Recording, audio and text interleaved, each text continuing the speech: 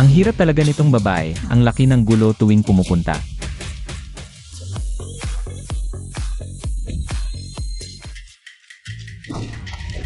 Ginoong Lin. Nandito na. Bakit ka naman nandito na naman? Hua. Umalis ka na. Nandito ako ngayon bilang kinatawan ng aking ama at ng buong board of directors. May dala akong ilang bagong produkto ng kumpanya. Maliit na handog lang. Sige, sa labas na tayo mag-usap. Kayo naman, mga pangulo ng Fortune 500 companies. Bakit kayo palagi dito sa akin? Nagdadala ng mga regalo. Halos puno na ang bahay ko. Kailangan lang namin talaga ang bagong patent mo. Kapag tapos na ang design drawing, iyan. Usapang lalaki. Umalis ka na, baka dumating na. Asawa ko. Hintayin ko na lang ang magandang balita mo.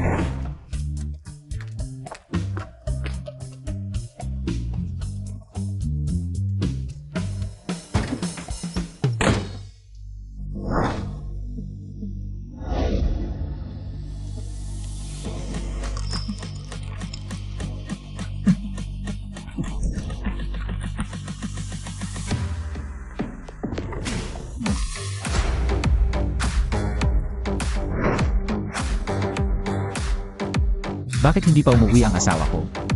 Tatawagan ko siya.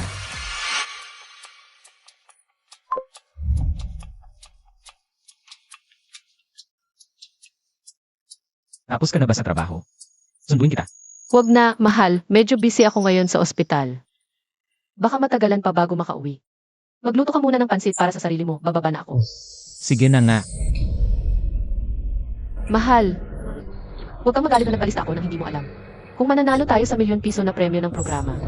Ngayon, malugod nating tinatanggap ang bagong panauhin. Mula sa probinsya, Ginang Yuruotsi. Galing sa probinsya. Galing probinsya, nangahas pang sumali sa ganitong programa, talaga nga. Ginang Yu, maaari bang ipakilala mo ang iyong sitwasyon sa lahat? Magandang araw po sa inyong lahat. Ako po ay galing sa bayan. Pediatrician. Ang asawa ko. Sa ngayon, wala siyang trabaho. Walang hanap buhay. Mga ginang, kailangan kong idiin muli ang mga patakaran ng aming programa. Sa pahintulot ng bawat may bahay, sa kanilang mga tahanan. May naka-install na mga hidden camera upang alamin ang mga lihim ng kanilang mga asawa. Upang makita kung sino ang pinakamahusay na asawa. Ang nagwagi ay makakakuha ng pagkakataon, gastos ng programa, na iparenovate ang kanilang bagong tahanan. Naintindihan mo ba, MRSU? Umupo ka na sa guest seat.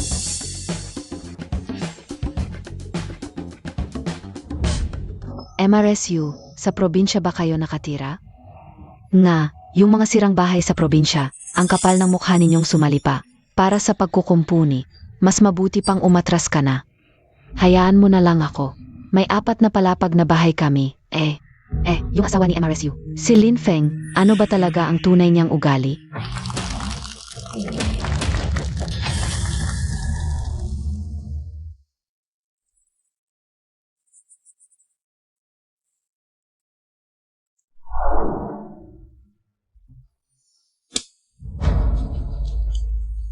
Sa wakas, tapos na.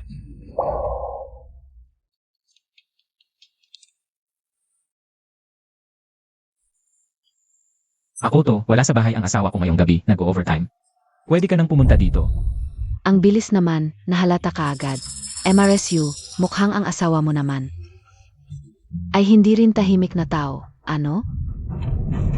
Tara, pasok ka.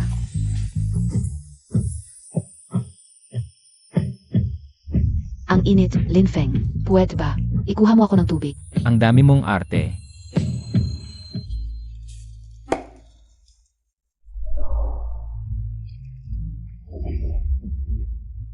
Dalhin mo yung baso mamaya, ha? Kailan mo balak sabihin sa asawa mo? Parang magnanakaw ako tuwing pumupunta dito sa'yo. Hindi ba't ganito na lang tayo palagi?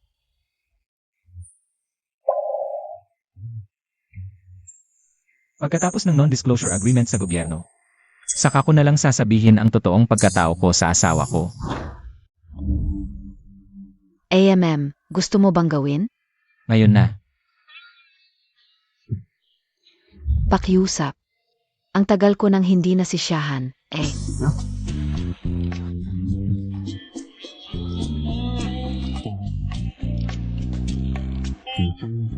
Siyempre, magsisiga ko ngayon. Palakihin mo pa ang apoy. Bakit ang bagal magsiga ng kahoy? Huwag kang magmadali. Wala pa akong karanasan, eh. Nagluluto lang pala sila. Akala natin may mali. Pansit lang ang alam niyang lutuin, diba? Bakit hindi sinabi sa akin ng asawa ko na marunong siyang magluto? Nababaliw ka ba? Ginamit mo yan para maggisa ng hipon. Ano ba alam mo? Kailangan talaga ng alak dito. Para mawala ang amoy at sumarap, gets mo? Would you too, Ang imo naman. Tingnan mo iyang itsura mo. Tabi. Ang dami pa palang kahon. Gaano ba siya kayaman?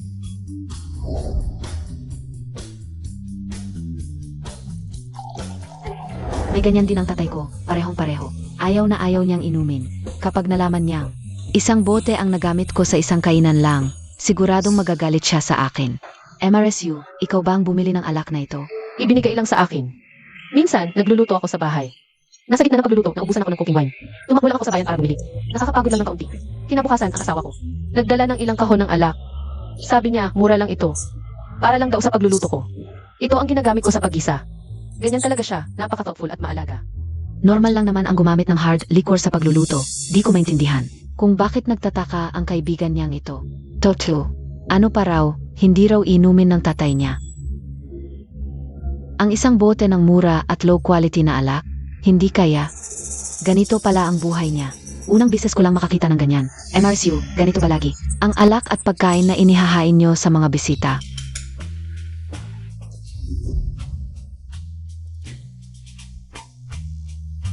Ang galing-galing mo magluto. Bakit ayaw mo? Magluto para sa asawa mo? Akala mo ba ayaw ko? Ang dami kong ginagawa araw-araw. May konting oras lang ako na nakalaan para sa kanya. Na pala.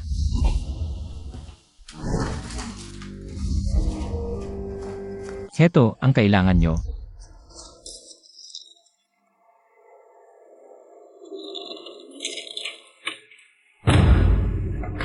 Na-develop mo nga talaga.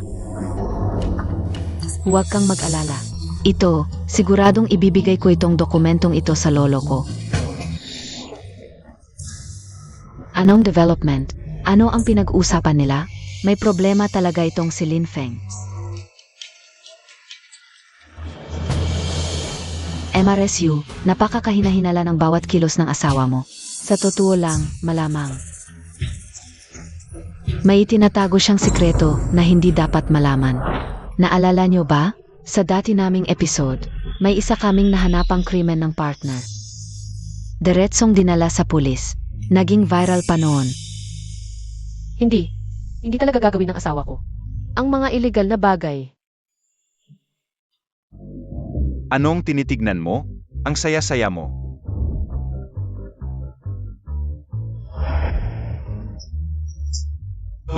The Secret of the Other Half. Parang galing ito sa Provincial TE. Sa ilalim nila Oli. Ano na bang episode? Teka. Parang itong basong ito ay akin. Galing sa museo. Alas 6 na, medyo late na. Uwi na ako. Anong oras na raw? Alas 6. Bakit? Naku.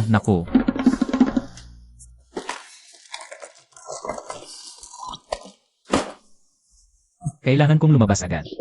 Alas 6. Kailangan kong pumunta sa supermarket sa bayan para makipag-agawan sa itlog. Isang lalaki, walang trabaho, hindi nag-alaga ng pamilya. Sa supermarket lang araw-araw para sa mga discounted items. Ganito kababa ang buhay. Sa buhay ko, unang bises ko lang makakita ng ganyan. Host kong ang asawa ni MRSUI. Ganito ang ugali, wala nang pag-alinlangan. Malinaw na ang resulta. MRSU. Ano ang masasabi mo sa asawa mong ganyan? Okay lang naman ang pagtitipid. Mga kaibigan, hindi pera at kakayahan lang ang sukatan ng isang lalaki. Kahit hindi kasing yaman ni MR Lin Feng, ang asawa ng dalawa mukhang maasikaso naman sa pamilya. Huwag maghusga agad. Seryoso ka bang sasali sa pila ng itlog? Siyempre naman. Kung walang bibili, sino ang magpapalago ng ekonomiya? Sino? Nga pala. Muntik ko nang makalimutan ito sa'yo. Nandito na naman. Next time, huwag na marami. Ang dami-dami na nito sa bahay, halos wala ng pagtataguan.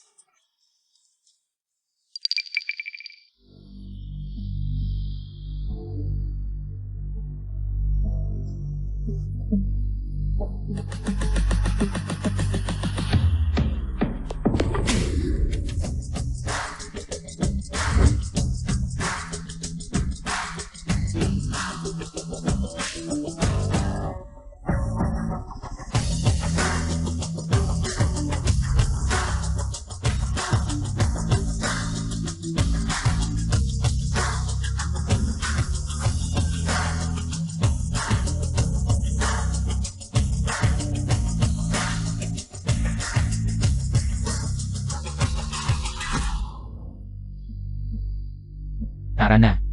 Pareho ba tayo ng daan? Kung isasabay na kita. CJ.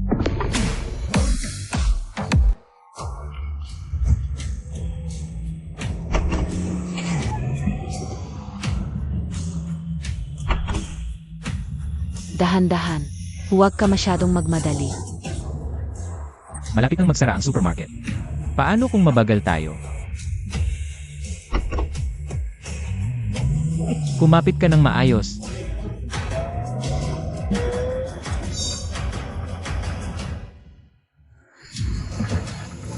Ako? May asawa ko, ha? Alalahanin mo yan. Huwag kang magpakitang gilas. Sino ang nagpapakitang gilas? Dahil lang sa bulok mong sasakyan. Ang lakas ng alog. Anong nangyari?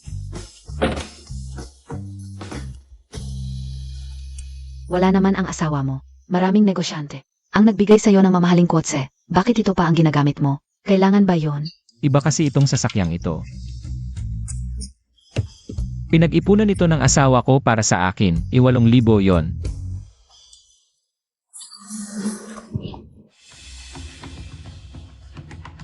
Mukhang umalis na ang asawa ni MRSU. Napansin nyo ba? Nang umaalis siya, parang may dinala siyang bagay sa kwarto. Ano kaya ang laman ng bag na yon? Ang sikreto-sikreto. Wala namang CCTV sa kwarto. MS how? Paulit-ulit kong sinasabi, hindi naglalagay ang programa natin ng hidden camera sa kwarto o banyo. Mga pribadong lugar. Kung ganoon, hindi natin makikita ang totoo niyang sikreto. Hindi. Tandaan nyo, may search segment ang programa. Sakto, umalis na si MR Lin Feng, ang asawa ni MRSU. Ibig sabihin, may sapat tayong oras para pumunta sa bahay nila. Magsagawa ng paghahanap. Tama, MRSU, maglakas loob ka bang hayaan kaming maghalughog sa inyong bahay? Sa aming bahay. Sakto, wala ngayon ang iyong kite na asawa. Napakagandang pagkakataon, may multo ba o wala? Isang paghahanap lang, malalaman na. MRSU, mayroon talagang segment ang aming programa, pero kailangan pa rin ng pahintulot ninyo. Mga kasama, bigyan natin ng konting oras para mag-isip si MRSU. Anong nangyari, host? Ayon sa ulat ng mga tauhan sa likod, ang asawa ni MRSU, si Jichia, si Chiayu, ay nakaranas ng isang problema. May problema ang asawa ko? Impossible. Tingnan niyo ang malaking screen para sa detalye.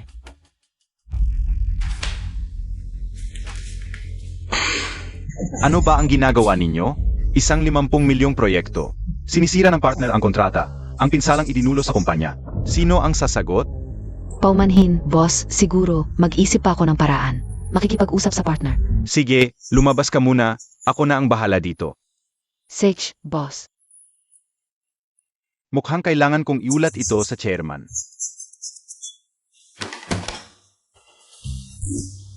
Hindi, kailangan tumawag sa espesyal na linya ng chairman.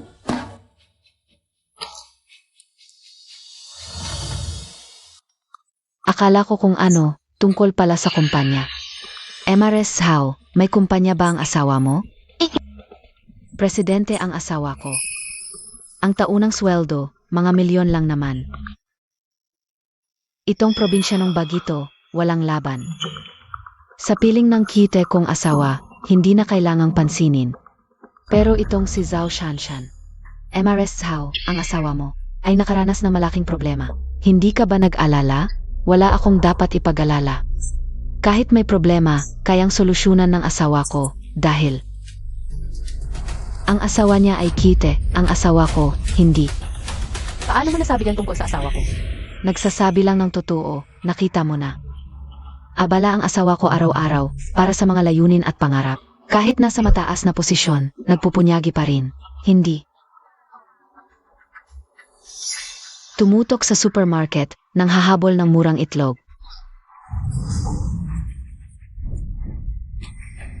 Debres How, ano ang kalagayan ng aming pamilya?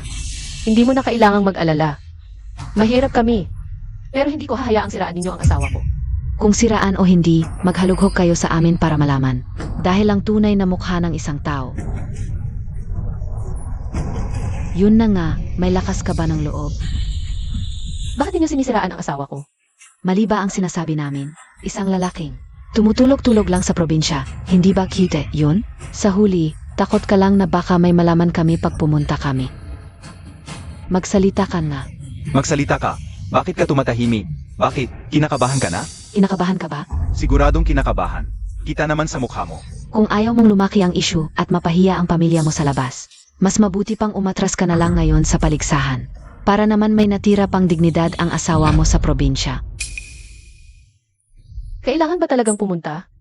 Mahirap lang ang buhay namin, baka hindi namin kayo maasikaso ng maayos.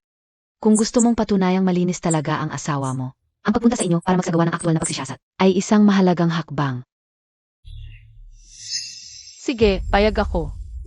Halika't tingnan ninyo. Preskong itlog, 15 piso at 80 sentimo. Halika't maglibot at tumingin.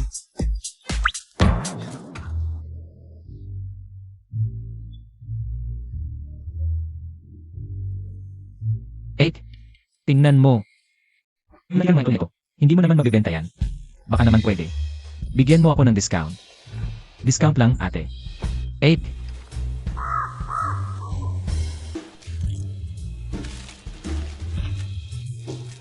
Sige na po, Lola. Sige, magtrabaho na po kayo.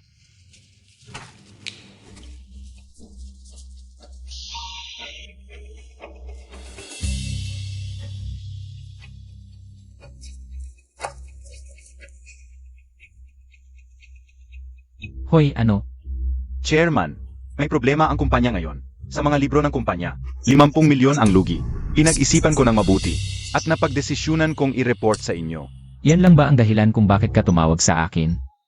Esensya na po, Chairman. Ako ang may pagkukulang sa pamamahala. Kasalanan ko itong lahat. Hindi ko naging karapat-dapat ang tiwala ninyo. Ilang beses ko na bang sinabi, huwag kang tatawag kung walang importante. 50 milyon lang yan? Akala ko 50 piso. Ito ang address, kunin mo na lang ang pera. Ito? Magkano ang kukunin ko? Kumuha ka lang ng isang sako, hindi ba? Ganitong maliit na bagay, tinatanong mo pa ako. Ganun na lang. Bababa na ako. Opo, Chairman.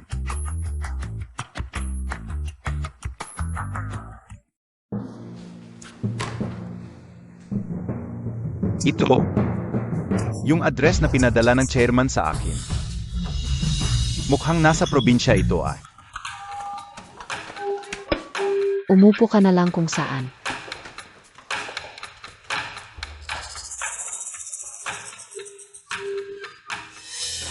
Ang bahay na ito, mas luma pa pala sa inaasahan ko. Talagang mahirap. Hindi talaga may hahambing sa 4 na palapag na bahay na binili ng asawa ko para sa akin. Sana naman walang biglang lumabas na ipis o daga. Hindi ko na kaya to.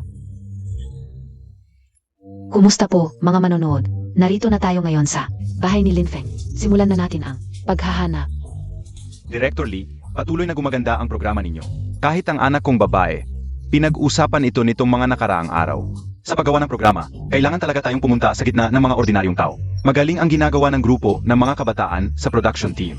Unang business nila na nangahas na magpasok ng ordinaryong tao. Tulad ng ganitong pamilya sa kanayunan na medyo nahuhuli sa kalagayan. ay talagang may mapapanood.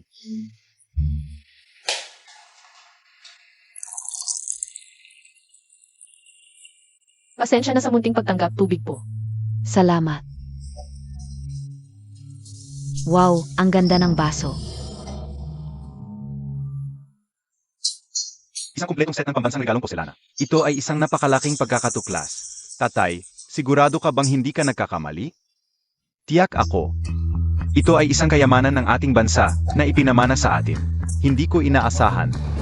Ang pinakamataas na uri ng porselana ng ating bansa, lilitaw pala ito sa isang maliit na kanayunan.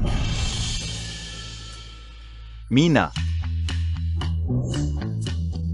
kanselahin lahat ng itinerary. Papihitin ang eroplano. Umuwi ka agad. Opo. Tubig po.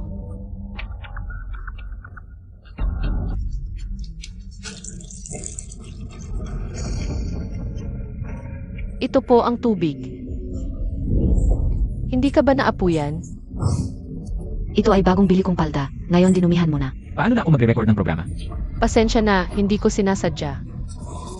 Ayos lang ba? Paano naman masasabing ayos lang? Nanonood ang buong bansa ngayon. Ganto na ang itsura ko. Paano na ako lalabas?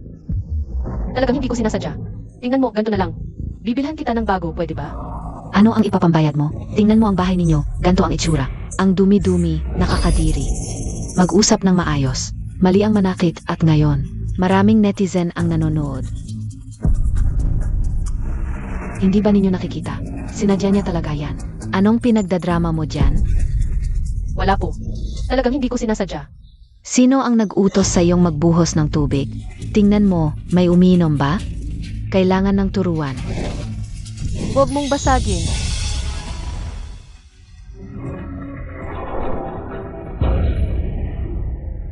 Ano?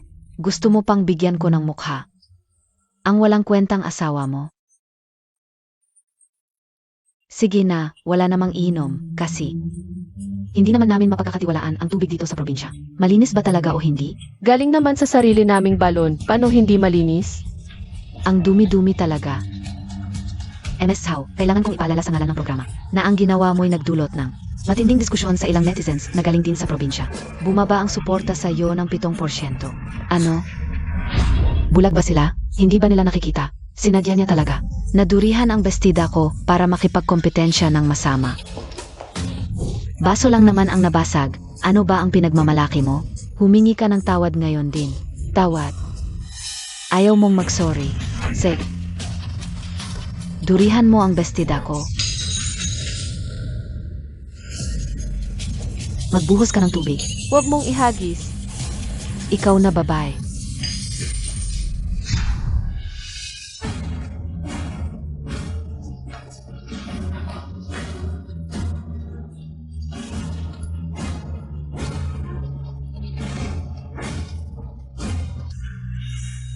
Gusto ko lang mapaglingkuran ng maayos ang mga bisita. Hindi ko talaga sinasadya. Bakit niyo ginagawa ito sa akin? Mahirap kami. Hindi kasing ganda ng tinitirhan nyo. Pero bakit niyo binasag ang mga baso ko? Mga sira-sirang baso lang yan. Hindi katulad mo, kayang-kaya kong bayaran. Sapat na ba ang 1,000? Katumbas na yan ng isang taong pagtatanim nyo.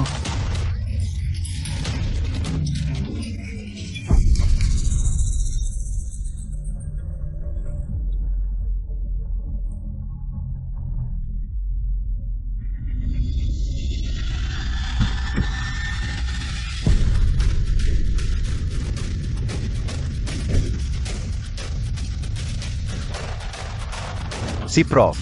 Chen ng Provincial Museum, humihingi ng pakikipagkita kay MSU.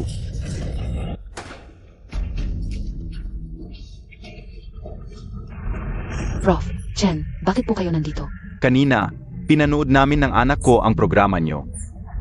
May isang binata, ano pangalan A? Linfeng, may problema ang mga baso nila. Beso.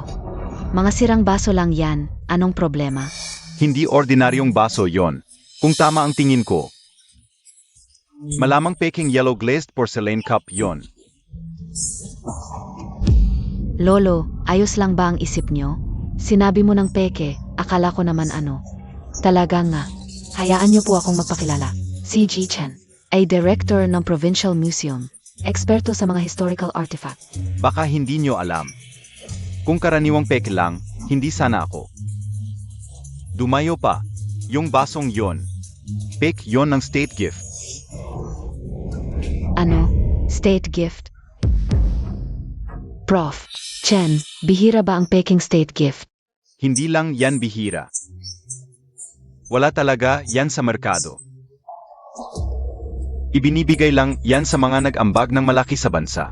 Kaya lang matatanggap ang ganitong regalo ng bansa. Sa loob ng maaming taon, wala pang 3 set sa buong mundo. Kung ganun, wala na ngang mapagkopyahan. Tama, bilang regalo ng bansa, walang katumbas ang halaga. Bilang pek nito, hula ko.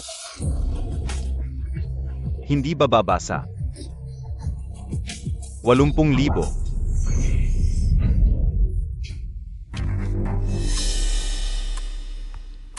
Lolo, to binili ng asawa ko sa Pindudu.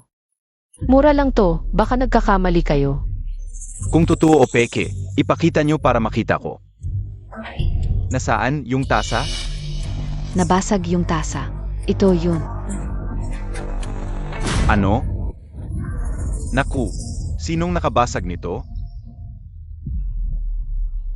Napakalaking halaga nito para sa pananaliksik. Sino ang nakabasag? Saan ko malalaman na ang mga sirang tasang to ay mahal pala? Professor Chen, pek to sigurado.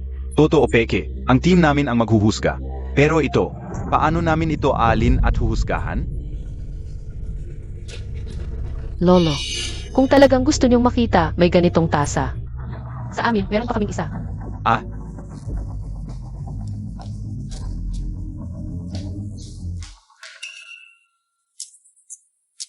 ginagago mo ba kami, MRSU?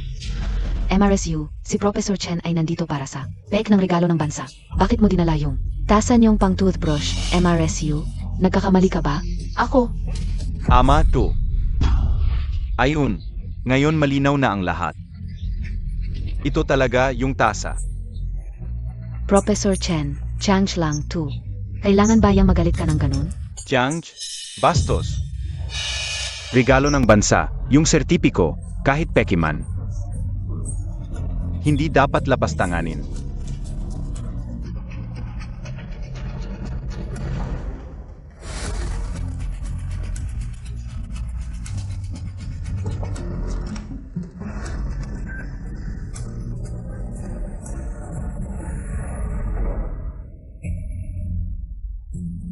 Ang disenyo, ang detalye ng pagkakagawa. Ang ganda talaga. Nga. Sandali, Professor Chen, ibig mong sabihin.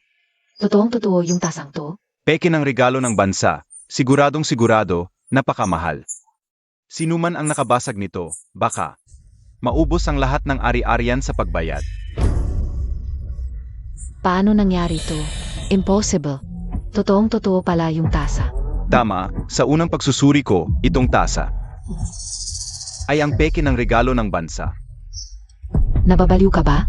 Isang sirang baso, nagkakahalaga ng 800,000. Dati 800,000, pero ngayon hindi na. Ang mga basong ito ay talagang nagkakahalaga ng 800,000. Ngunit, ang mga iyon ay nabasag ninyo. Ngayon sa buong mundo, maaaring ito na lang ang natitirang state banquet porcelain. Ang halaga nito ay mas tataas pa. Tingnan ninyo, may netizen na nag-alok ng 2 milyon para sa basong ito. May isa pang 3 milyon na. Boss, ngayon sa buong internet, usap-usapan ito. Ang init ng usapang ito, parang sumabog. Isang peking baso, daan-daang libo, may bumibili pa rin. Kung tunay pa, ano na lang ang mangyayari? Lolo, pinadala po ni Lin Feng sa inyo ang ilang bagay. Ano? Si Ji Lin? Dalhin mo agad dito.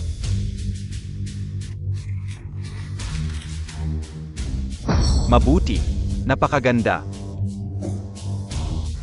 Ganitong mahalagang pag-aal, walang bayad? May Lin Feng ang ating bansa, siguradong unlad. Bilisan ninyo, maghanda agad ng regalo, pinakamataas na pangal, bilang pasasalamat sa dakilang kontribusyon ni Lin Feng. Lolo, ilang state gifts na ang naipadala ninyo. Hindi ba kayo nagsasawa? Baka siya pa ang nagsasawa.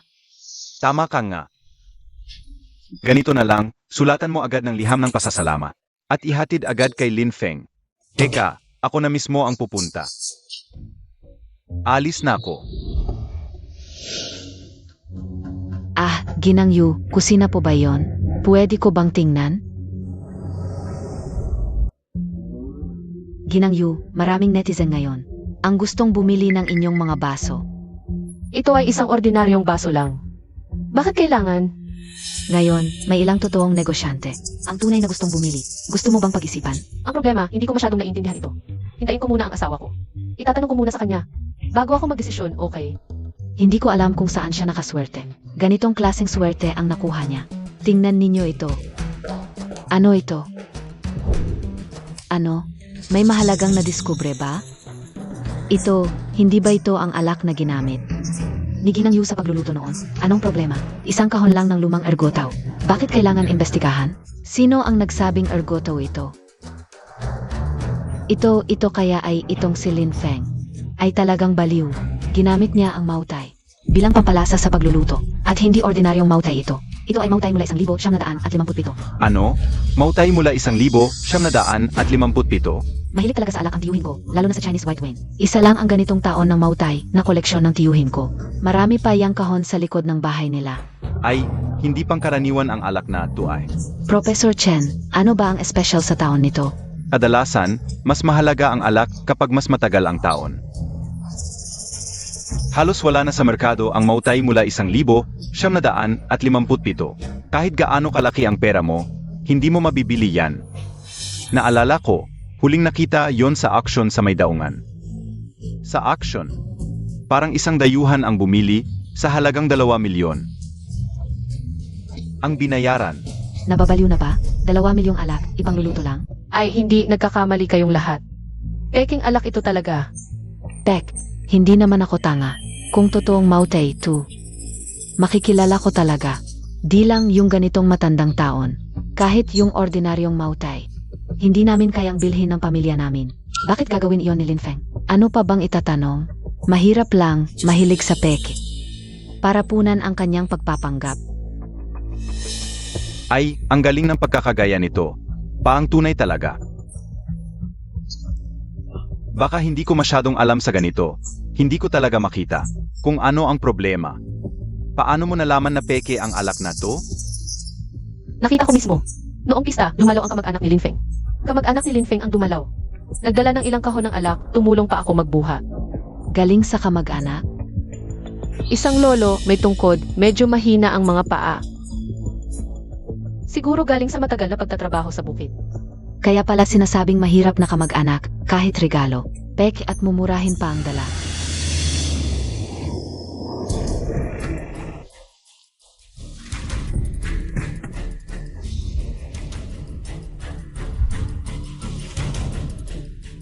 Mahilig sa katahimikan si Ginoong Lin. Hintay ka na lang dito. Ako na lang ang pupunta. Baka asawa ko na yan.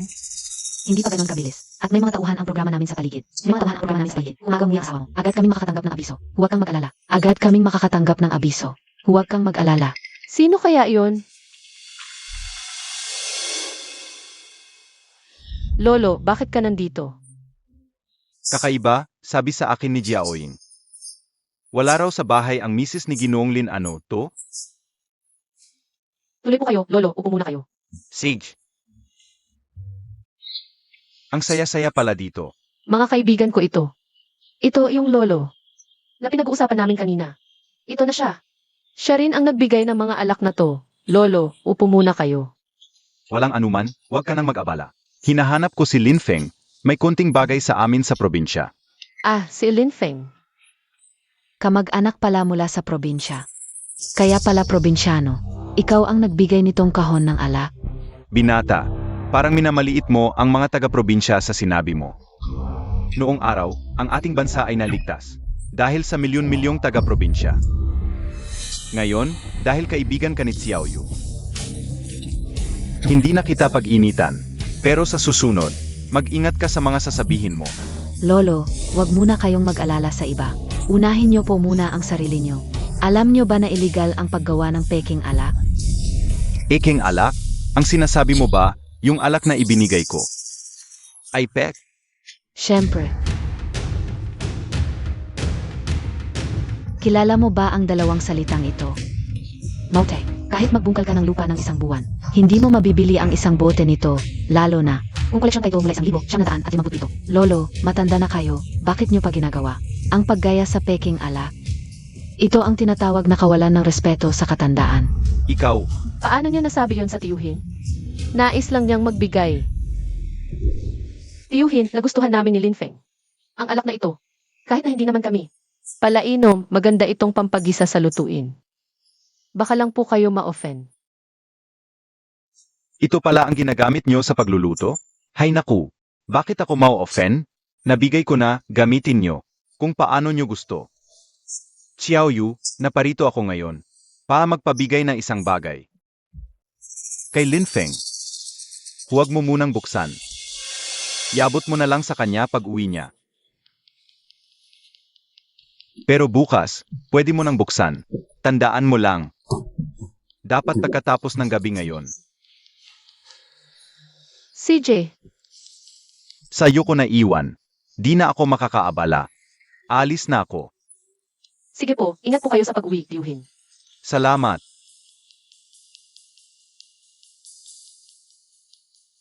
Ano kaya to? Misteryoso pa, bukas pa pwedeng buksan.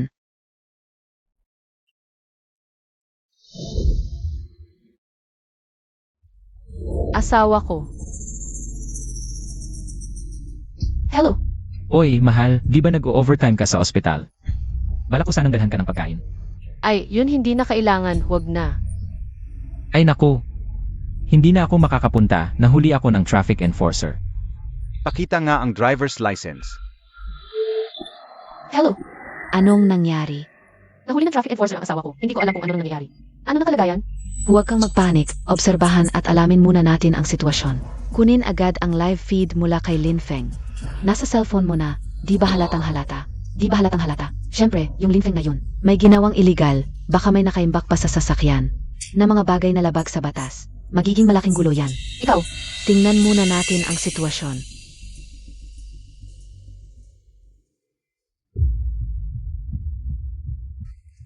Sir, isang malaking pagkakamali lang ito. Pagkakamali? Tanong ko sa'yo, bakit ka napakabilis magmaniho? Kung wala kang tinatago, bakit ka umiiwas sa akin? Nagmamadali akong magluto para sa misis ko. Huwag kang magdahilan, buksan mo ang hood.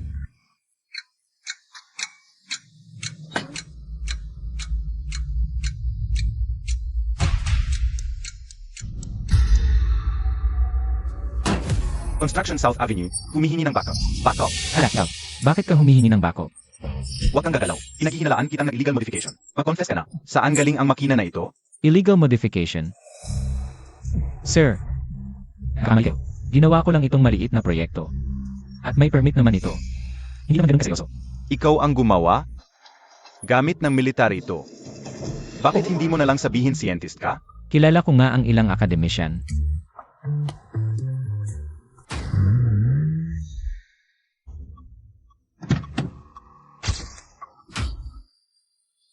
Ikaw talaga.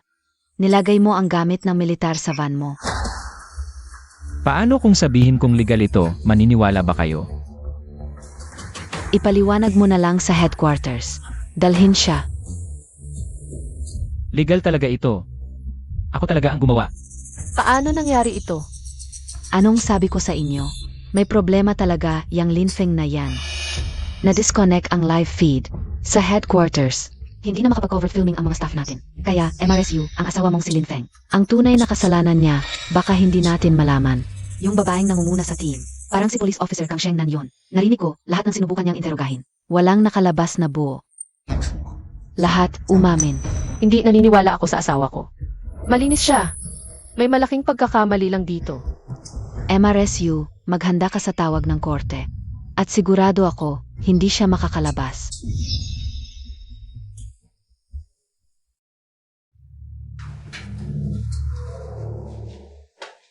Pangalan. Linfeng, Paano mo nakuha ang sasakyan? regalo ng asawa ko. Nang iregalo sa'yo, nabago na ba ang makina? Ako ang nagpalit pagkatapos. Bakit mo pinalitan? Masyadong mabagal yung orihinal. Pinalitan ko ng mas mabilis. May problema ba doon? Lin Feng, yung makina ng sasakyan mo, pinasuri ko na. Pinakabagong modelo para sa militar. Alam mo ba ang ibig sabihin nito? Maging seryoso. Hindi ito lugar para biro. Hindi ako nagbibiro. Lin Feng, mukhang hindi mo pa alam ang bigat ng kasalanan mo. Sigurado ako, sa kulungan ka magtatapos ang buhay mo. Miss, sigurado rin ako pagkatapos ng 3 minuto. Ikaw mismo ang magpapalabas sa akin. Kamusta, kasama? Ikaw si Academician Kang? Sa TE at pahayagan ko lang nakikita ang balita mo. Hindi ko inaasahang makikilala kita rito. Narinig ko, ako ang may hawak sa pinakabagong modelo na makina para sa militar, na lumitaw sa sibilyan. Kaya, dumating ako para tingnan. Tingnan mo.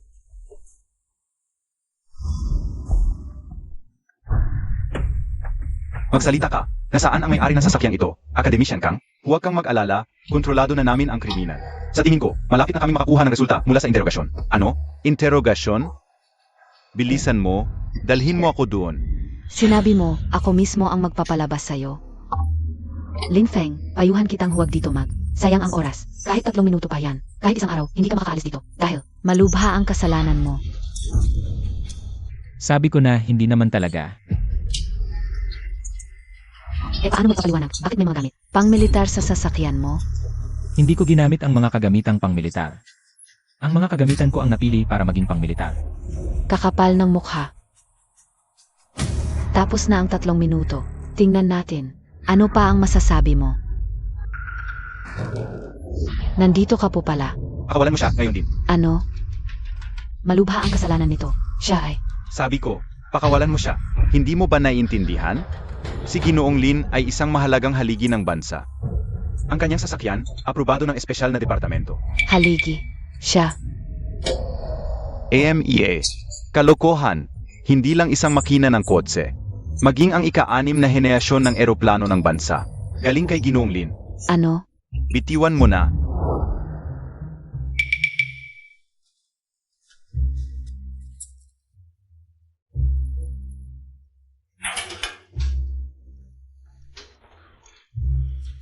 Pwede ka nang umalis. Sige, salamat. Ginoong Lin, pinakuha ko na ang sasakyan mo sa LT. Hintay lang po sandali. CJ, Baka gusto mo munang uminom ng saa sa bahay? Sa totoo lang, tungkol sa pag-aaral. Marami pa akong katanungan. Gusto kong magtanong kay Shengnan. Sama ka na rin. Tara. CJ,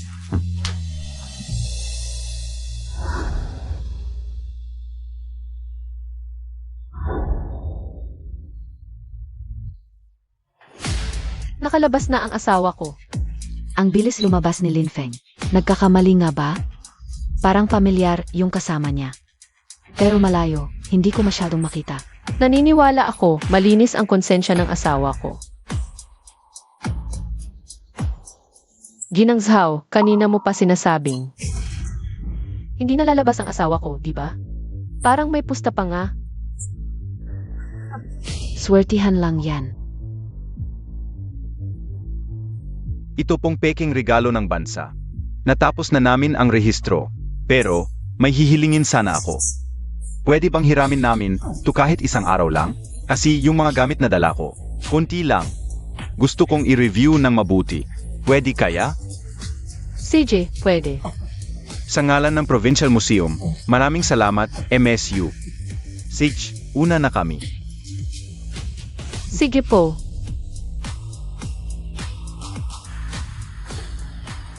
Huwag kang magyabang. Hindi ako naniwala malinis ang si Lin Feng. I suggest maghanap tayo ng magkakahiwalay. Makakahanap tayo ng kahit anong kahiyahiyang bagay. Tara. Kayong.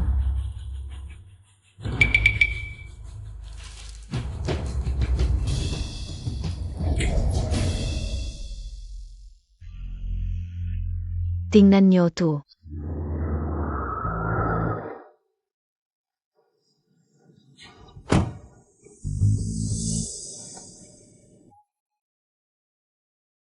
Chairman, nandito na po ako. Sige, kukuha na po ako ng pera. O Sage. Ano to? Naku po, tingnan nyo to. Ang daming susi. Yung mga gwardiya sa bodega. Hindi ganon karami ang susi. Land Rover, Rolls-Royce, Ferrari, Mercedes-Benz class. Lahat yan susi ng mamahaling kotse. Paano nangyari to? Siya, isang walang trabaho, nakavan lang. Paano siya nagkaroon ng ganito karaming mamahaling kotse? MSU, alam mo ba to? Yung asawa mo, si Lin Feng. Baka naman puno ng mamahaling kotse, yung garahe niya. Nakakagulat naman to. Hindi, mali kayo. Yung mga susi ng kotse dito, mga modelo lang yan. Modelo. Mahilig kasi yung asawa ko magkolekta ng mga modelo ng susi ng kotse. Madalas siyang bumili. Halos puno na yung drawer. Ang ganda ng pagkakagawa, parang tunay. Siyempre, iwalo lang sa api, mukhang totoo talaga. Hindi nakakahiya yung walang pera. Nakakahiya yung wala kang pera.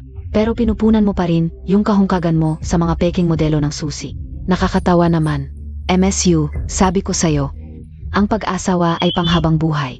Hindi tulad ng asawa ko. Matagumpay na sa murang edad at kinikilala pa ng mga chairman ng malalaking kumpanya at malalaking korporasyon. Gusto ko yung asawa ko, nagbaban lang. At nagpaparami kami sa palengke. May problema ba? Ganon ba? Sayang, wala kayong kahit isang tunay na kotse. Kailangan pang umasa sa mga peking susi para magpanggap. Bakit hindi nakalok tong pinto? Honey, Shan, bakit nandito ka? dapat ako itong nagtatanong, bakit ka nandito? Sabi mo may trabaho ka pa sa opisina? May problema sa pundo ng kumpanya. Pumunta ako para kumuha ng pera. Sila, at ikaw. Kaibigan ba kayong lahat ng chairman? Chairman, baka naman. Si Lin Feng ang chairman ng kumpanya ninyo. Ano? Sos Mariosep MS Zhao. Ang boss ng asawa mo ay ang asawa ni MSU, si Lin Feng. Impossible. Pulubi lang siya. Paano nangyari yon? Alam ko na, ito siguro ang pinakamalaking lihim ni Lin Feng. Ang tunay niyang pagkatao, hindi siya. Tambay. Isang bilyonaryo pala siya. Ano ba talaga ang trabaho ninyo? Nandito ako para mag-withdraw. Huwag kayong makialam. Perang papel. Anong pera?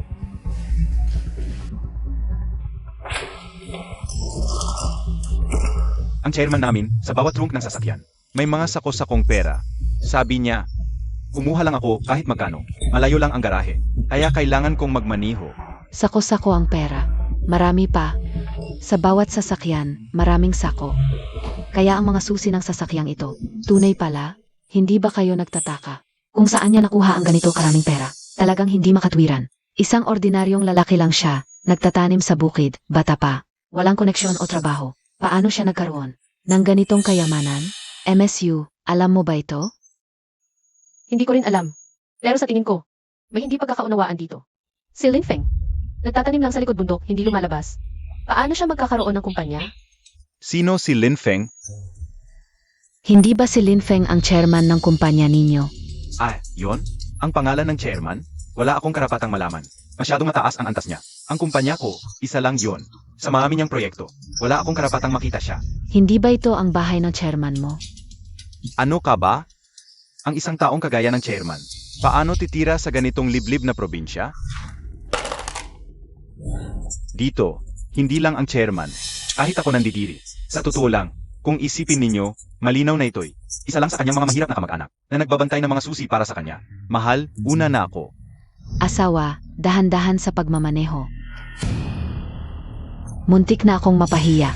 Yun pala, yung Lin na yon. Isang guard lang pala, MRSU. Alam mo ba na ang iyong asawang si Lin Feng? Mayroon siyang isang mayaman. Malayong kamag-anak? Yan, hindi ko talaga alam. Kadalasan, hindi niya nababanggit sa akin ang mga yon. Siyempre, nagtatrabaho siya bilang guard sa mayamang pamilya. Naiintindihan ko na nakakahiya sabihin. Pero, kanina, may bago akong natuklasan. Ano yon? Habang naghahanap kanina, nakakita ako ng isang cellphone. Ito yung ikalawang cellphone na lihim na itinago ng iyong asawang si Lin Feng. Nakita ko na yung van. Ang mga patent ni MR Lin, halos kayang-kayang yumaman ng bansa. Pero ang buhay niya ay napakasimple. Talagang nakakahiya. Sa aming mga ito. Lao Kang. Sino ang tinatawag mong simple ang buhay? Gusto ko nang mag-aliw at magsaya gabi-gabi. Bastos. Yung non-disclosure agreement. Bukas na yata ang deadline. Pagkalipas ng gabing ito, siguradong magiging bantog sa buong bansa ang pangalan ni MR Lin. Ang iyong malaking kontribusyon sa ating bansa ay malalaman ng lahat. Walang hindi makakaalam. Ano ba talaga ang kontribusyon nitong tao sa bansa? Ginawa ng bansa ang lahat para protektahan siya. Pumirma ng non-disclosure agreement. Bukas, pag napanood mo ang balita, malalaman mo na. Lynn. Ako po ay, may isang bagay na matagal ko nang gustong itanong sa inyo.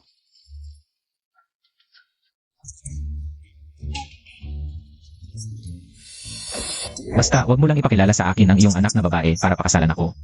May pamilya na ako. Nagbibiro ka lang. Lynn kung pwede lang. Ang gusto kong malaman. Bakit hindi mo ibenta ang iyong mga advanced na imbensyon? Maraming malalaking kumpanyang banyaga ang nag-alok ng halagang hindi mo kayang tanggihan. Bakit mo ito idinonet sa bansa? Ang aking ama ay namatay sa harap ng digmaan. Ang aking ina ay tinamaan ng 3 bala. 50 taon na ang nakalilipas ang aking lolo upang ipagtanggol ang lungsod na ito. Ay idinihin sa putok ng pader ng lungsod. Idinihin sa putok ng pader ng lungsod. Sa loob ng 3 araw at 3 gabi. Hanggang sa mamatay para sa bayan. 12 taon na ang nakalilipas. Ang aking kuya ay nagpunta sa malayong hangganan. 8 taon na ang nakalilipas. Ang aking pangalawang kuya na nagtatrabaho bilang undercover sa banyagang bansa ay nahuli. Hanggang sa siya'y pinahirapan at namatay. Ay nanatiling matatag at hindi nagsiwalat. Hindi niya binigo ang bansa. Kaya Ginoong Lin, Handa ka na rin. Linfeng, itong cellphone. Ano ba talaga ang sekreto nito? Ginang Yu? Alam mo ba na may ganitong cellphone ka? Sabi ko na nga ba, may kakaiba talaga itong si Linfeng. Isang lalaking may asawa na, sa likod ng asawa niya. May pangalawang cellphone. Ano ba ibig sabihin yan? Hindi ko na kailangan pang sabihin, di ba? Hindi mabuksan, may lock. Kita mo na, may tinatago talaga siya.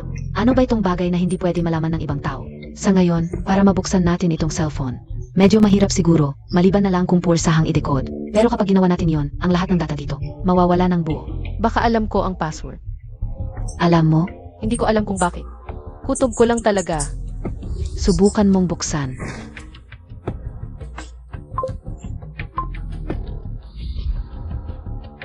Bukas nga. Grabe talaga asawa ko. Akala ko ba maraming taon na kaming kasal. Hindi pa rin niya pinapalitan ang password. Ipakita mo sa akin. Bakit walang laman kahit ano? Wala man lang isang mense. Napa-underestimate ko talaga ang pag-ingat niya. Kapag ganito, lalong may tinatago siyang masama. Hindi lang WeChat, kahit saan pa dito. Wala ring makitang anumang problema. Ilan lang nga ang naka-install na app. Napansin niyo ba na bago pa itong cellphone? Mukha nga hindi gaanong ginagamit, parang. Espesyal na ginawa para sa isang bagay. Tingnan niyo sa litreto, may video. Baka nagkakaroon siya ng relasyon sa ibang babae. Tingnan niyo, may video. Bilisan mong buksan at tingnan. Kapag ako ay namatay na ang lahat ng tungkol sa akin, huwag niyo nang sabihin sa aking asawang si Yuruoxi. Ayaw kong malaman niya ang mga bagay na ginawa ko. Kunin niyo ng buo iyong mga bagay na nakasabit sa dingding ng aming kwarto. Huwag niyo siyang hayaang malaman iyon. Sa katunayan, hindi ako isang karapat-dapat na asawa. Kapag ako ay namatay na, pakisabi na lang sa kanya para sa akin. Pasensya na. Asawa ko. Anong ibig sabihin nitong video? Para kanino ito? Ano ka ba? Siyempre may nagawa siyang masama, di ba? Tama, talagang may problema. Bakit magre-record ang normal na tao ng ganitong video? Hindi mangyayari yan. Naniniwala ako sa asawa ko. Hindi niya gagawin yon sa akin.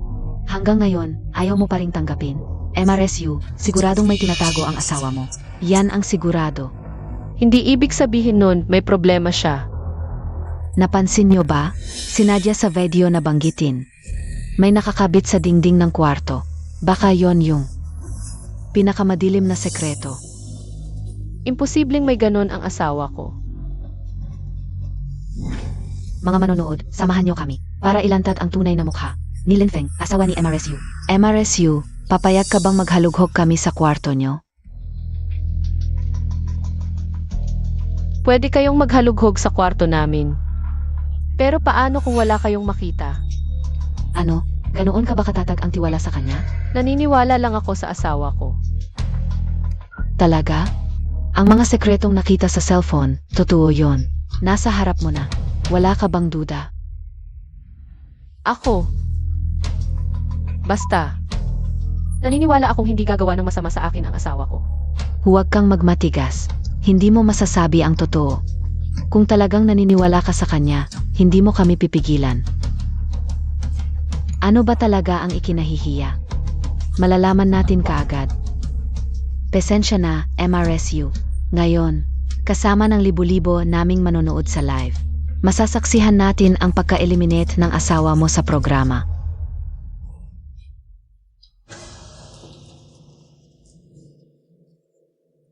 Yung litreto sa video.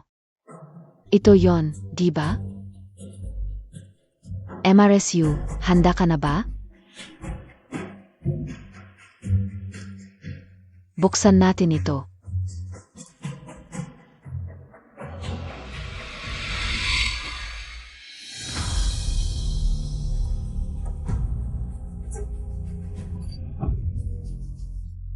Pambansang Honorary Academician. Pambansang Engineering Academician. Pambansang Technological Invention. Dakilang medalya. 10 natatanging kabataan. Naku po, lahat ito ay pambansang dakilang medalya at sertipiko ng karangalan. Ano? Sertipiko ng karangalan? Paano? Sa video, mismong sinabi ni Lin Feng, itatago niya ang dingding na ito. Siguradong ito ay nakakahiya. Paano naging sertipiko ng karangalan? Ninakaw kaya niya ang mga ito? Hindi siguro. Nakasulat dito. Kaya may tatangi na hindi niya ito nakuha sa maling paraan. Ang hinuha na ito. Naintindihan ko. Sa totoo lang, hindi ito kasing komplikado na inakala natin. Ang mga bagay na ito. Pek at gawa-gawang ebidensya lang niya ang mga ito. Baka hindi alam ng lahat. Ang sertipiko sa antas pambansa. Anong konsepto yon? Kahit yung mga ekspertong pamilyar sa atin sa TE. Sa buong buhay nila. Isang larangan lang ang kayang paghusayan. Pero siya, isang house husband lang, itong mga pambansang. Sertipiko, para sa kanya ano ba to? Nung bata ako, sa pag-aral, hindi ako nakakuha ng ganyan karaming sertipiko. Kaya pala itinatago niya ang peder na to, maramihan ang pagpepek. Ang pagpepek ng pambansang sertipiko ay sapat na para barilin siya ng daan-daang bises. Nagsisinungaling ka. Hindi peke ang ginawa ni Lin Feng. Ang ibig mong sabihin, totoo ang mga sertipikong ito. Bakit niya gagawa ng isang bungkus ng peking dokumento? Ito, Hindi kaya magkaproblema? naniniwala ako, hindi lang si MRSU, kundi ilang manonood sa Livestrium ay sandaling nagduda sa pagiging tunay ng sertipikong ito. Tagapagpasimuno, may paraan ako para patunayan ang pagiging tunay nito. Anong paraan? Isang tawag lang ang kailangan para malaman ang lahat ng impormasyon tungkol kay Lin Feng, ang asawa ni MRSU. Ibig mong sabihin, titingnan mo ang record ng asawa ko. Hindi ba yan labag sa alituntunin? Ang opisyal na record ng mamamayan ay hindi basta-basta matitingnan ng kahit sino. Sigurado ka ba? Hindi, nagkakamali ka. Ang opisyal na record. Bagamat kaya naming tingnan sa aming pamilya, halatang illegal iyon. Ang tinutukoy ko ay ang database ng mga record sa ibang bansa. Oh, naintindihan ko. Baka hindi pa alam ng lahat na ang asawa ni MRS Cao ay isang nagbalik mula sa ibang bansa at may malawak na koneksyon doon. Kung siya ang kikilos, talagang makakakuha ng impormasyon. Bagamat hindi garantisadong ganap na tama, makikita ang ilang bagay. Ngayon, tatawagan ko ang asawa ko. Ang background ng pamilya ni Kaoling na ito. Hindi kaya pangkaraniwan? Tapos na ang sinabi ko. Mamaya, darating na ang impormasyon tungkol kay Lin Feng. Tingnan, dumating na. Lin Feng, insik na mamamayan. Walang espesyal na background, karaniwang mamamayan. Ang sagot, halatang halata na. Isang ordinaryong tao na hindi man lang gusto mitala ng gusto sa maling mga tres. Ordinaryong tao. Pero sa bahay, napakaraming bagay na napakahalaga ang halaga. Kung hindi ninakaw na pera yan, ano pa? Kung hindi peking ebidensya yan, ano pa? Empress Cao, host, siguradong hindi. Nagpeke ang asawa ko, pakiusap huwag niyo siyang isumbong. Nagkamali lang siya sandali. Ngayon ka pa natakot. Huli na, pagkatapos ng programang ito, ang asawa mo ay antayin na ng mga kinaukulang otoridad para tawagin. Tara, Kang. Tara, inom tayo.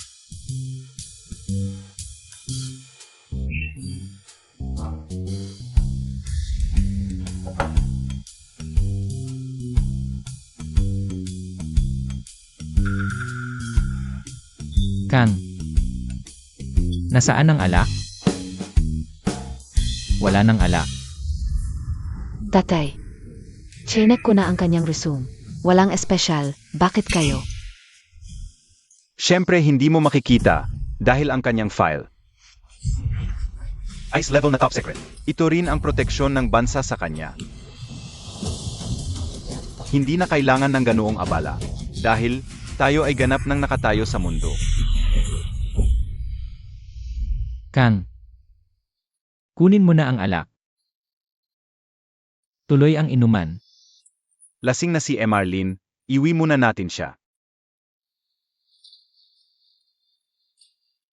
Emarlene, ihahatid ko kayo sa inyo.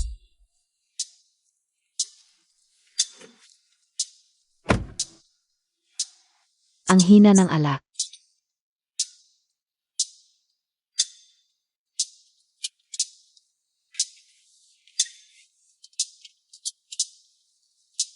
Saan tayo pupunta?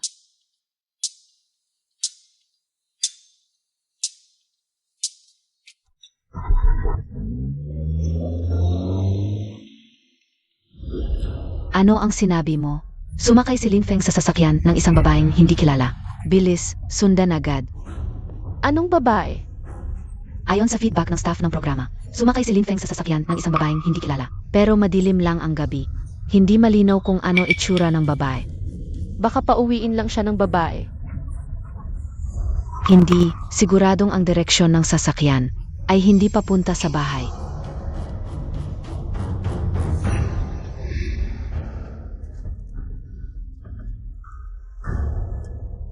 Tingnan ninyo.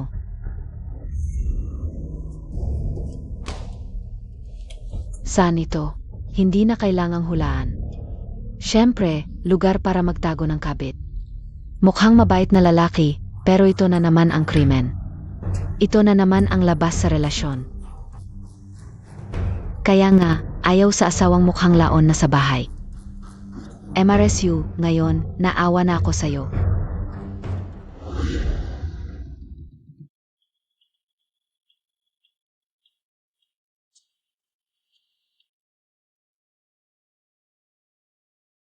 Tatay. Nanay.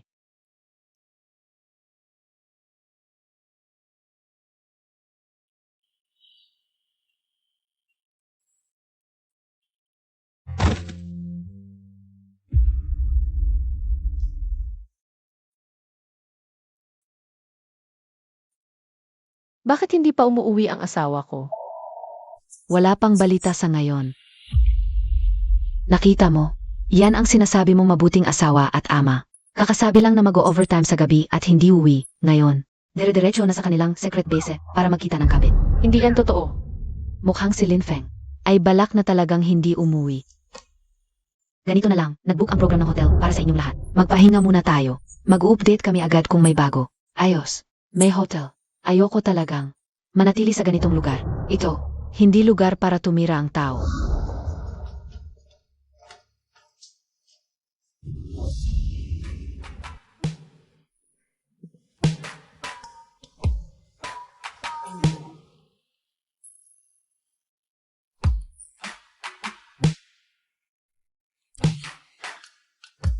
Bakit ako napunta sa ancestral house?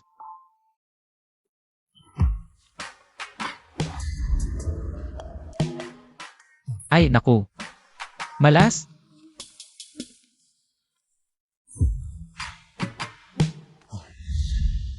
Tatay. Nanay.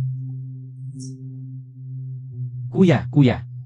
At sa lahat ng mga ninuno. Uwi na muna ako. Malapit nang matapos ang shift ni Roxy. Kapag may pagkakataon na, dadalhin ko talaga siya para bisitahin kayo. Dadalhin ko talaga siya. Aalis na ako.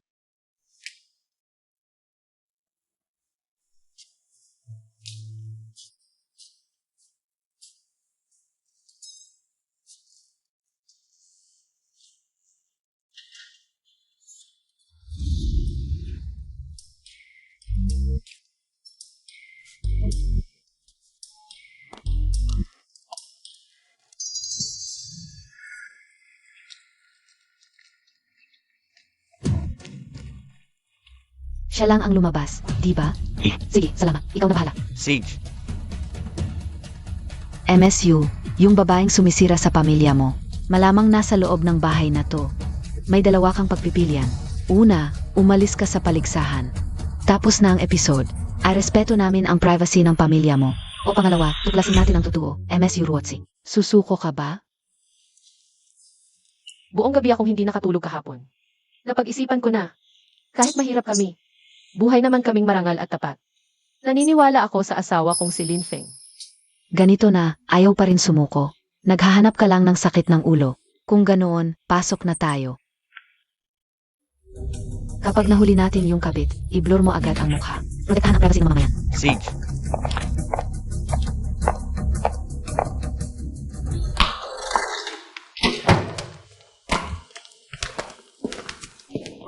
Ano to? Di ba ito ang ancestral shrine? Baka naman. Dito siya nagpalipas ng gabi.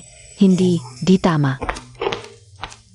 Tingnan nyo, si Lin Ruijin. Namatay sa edad na 69, nag-alay ng buhay para sa bayan. Si Lin Jianjun, namatay sa edad na 34, nag-alay ng buhay para sa bayan. Si Lin Xing, nag-alay ng buhay para sa bayan. Nag-alay ng buhay para sa bayan, nag-alay ng buhay para sa bayan, nag-alay ng buhay para sa bayan. Lahat ay nag-alay ng buhay sa labanan. Paano kaya ito nangyari? Naroon ang katotohanan, hindi ito maaring magkamali. Walang sinuman ang magbibiro tungkol sa kanilang mga ninuno, ibig sabihin. Ito ay hindi anumang tinatawag na pagtatago ng kagandahan sa gintong bahay. Kailangan kong humingi ng paumanhin sa mga naunang paghatol na ginawa ko. Ang pamilya ni Lin Feng, puno ng katapangan at pagmamahal sa bayan. Ano?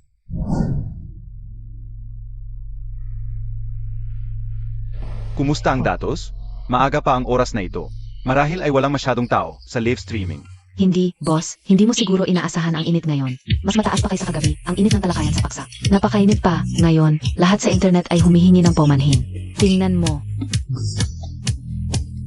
Mabuti, mabuti, mabuti. Ano? Naririnig ba ninyo ang amoy ng alak dito? Marahil ay pinagkumplikado natin ang sitwasyon. Si Lin Feng kagabi ay lasing lang talaga. Sa ilalim ng kamalayan, gusto niyang bumalik at bisitahin ang pamilya. Hindi niya kailanman sinabi sa akin. Tungkol sa mga biyenan, Sa harap ng asawa at anak, ang lalaki ay haligi ng tahanan. Ngunit kapag siya ay lubos na lasing, siya ay isang bata lamang. palagi pala siyang nahihirapan.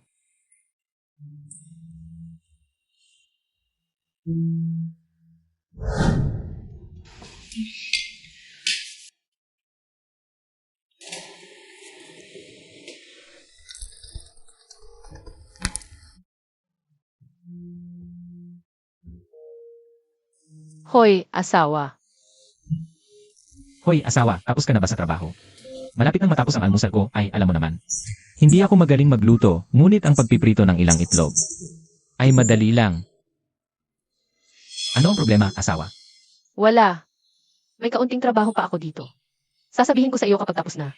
Oh, CJ. Abala ka pala. Ay. Ngayon ay tapos na ang kasunduan. Bibigyan ko siya ng isang malaking sorpresa. Kung hindi dahil sa aming pagdating, marahil ang kontribusyon ng mga ninuno ni Lin Feng, hindi kailanman malalaman ng mundo, TSK. Ano ang dakila dito? Inaamin ko na ang mga bayaning ito ay karapat dapat igalang, ngunit si Lin Feng ay mabuting tao ba? Sa totoo lang, ito ay nakakainsulto. Isang pamilya ng mga bayani, walang katulad na karangalan, hanggang sa kanyang henerasyon. Biglang may lumabas na isang ordinaryo at walang kakayahang supling. Sino ang nagsabing ang aking asawa ay ordinaryo at walang kakayahan? Ang pamilya Lin ay pamilya Lin, siya ay siya lang. Akala mo ba mabuting tao si Lin Feng? Nawalan ng mukha ang buong pamilya dahil sa kanya. Hindi inaasahan, si Lin Feng ay karaniwan lang pala. Pero ang kanilang ninuno ay isang dakilang bayani pala. May kasabihan, ang yaman ay hindi tatagal sa 3 henerasyon. Tingin ko may katotohanan yan. Tingnan nyo. Ang pamilya niya, punay nga namang puno ng katapangan at kabayanihan. Haligi ng bayan. Sayang, ang mga inapo ay talagang walang kakayahan. Kaya, maglalaan tayo ng 100,000 bilang tulong pinansyal. Pa sa gastusin ng pamilya ni Yurochi. Ang init ng ating programa, walang katulad. Paulit-ulit na tumataas ang rating. Malaki ang kontribusyon niya. Sage, boss, gagawin ko na agad. Okay. Tamang-tama ang napili nating panauhin para sa episode na to. Ero, ang pamilyang ito, sobrang hirap talaga. Isipin na lang natin, pulong sa mahihirap to. Okay, copy. MRSU, ngayon, napakaraming netizen online. Ang nabigla sa pangyayaring ito. Bilang paggalang, nagpasya ang aming production na bigyan ka ng 100,000 bilang tulong. Suporta para sa'yo. Totoo ba? Siyempre, Salamat, host. Salamat, production team. Kung idadagdag tong 100,000, baka sapat na. MRSU, 100,000 lang yan. Ganon ba yan kaimportante sa pamilya nyo? Nakatira siya sa ganong klaseng bahay. Siyempre importante. Di mo ba narinig nung simula ng programa? Gusto lang niya bumili ng maliit na bahay sa lungsod. Lumipat sa lungsod para manirahan. Bumili ng bahay, MRSU. Bakit di natin gawin ngayon? Samahan ka namin. Ngayon na. Boss, ang galing ng move na to, na-promote ang programa. At sa di inaasahang paraan, inilapit ang programa sa mga ordinaryong mamamayan. Tulong sa mahirap, dapat lang. Nga pala, siguraduhin maganda ang publicity. Naisip ko na ang title. Ang programa natin, tatawagin nating Bigyan ng Tahanan. Ang mahirap. Kung gagawin natin to, baka maapektuhan ang dignidad ni Yuruotsi. Anong sinasabi mo? Mahirap palaga ang pamilya nila. Kung wala ang tulong pinansyal natin, sa totoo lang. Baka kahit pinakamaliit na second hand na bahay, di niya mabili. Hehe.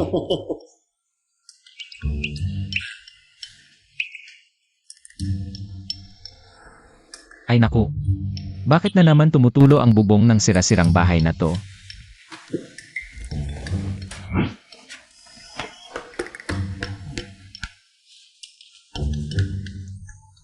Pag-uwi ng asawa ko, agad-agad na kaming lilipat. Hindi niya pa siguro alam na.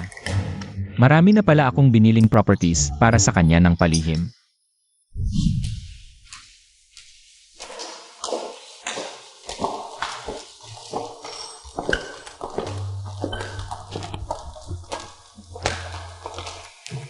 Magandang araw po. Hello. Gusto ko sanang makakita ng mas maliit na unit. Sage po, sundan niyo ako rito. Ito pong mga apartment, maliit lang ang mga unit, move-in ready na. Maayos naman ang pagkakaganda. Ang mahal naman nito. Wala bang mas mura? Yung hindi malapit sa downtown. Sa medyo malayo sa lungsod. Ruotsi. Kanina pa kita napapansin, pang pamilyar. Dito pa pala tayo magkikita. Sino-sino sila? Ah, sila ay... Kami ang mga katrabaho niya. Mukhang mayayaman ang pamilya ninyong magaganda. Hindi ko inaasahang na magtatrabaho kayo sa maliit na ospital. Wala pong ibang kahulugan.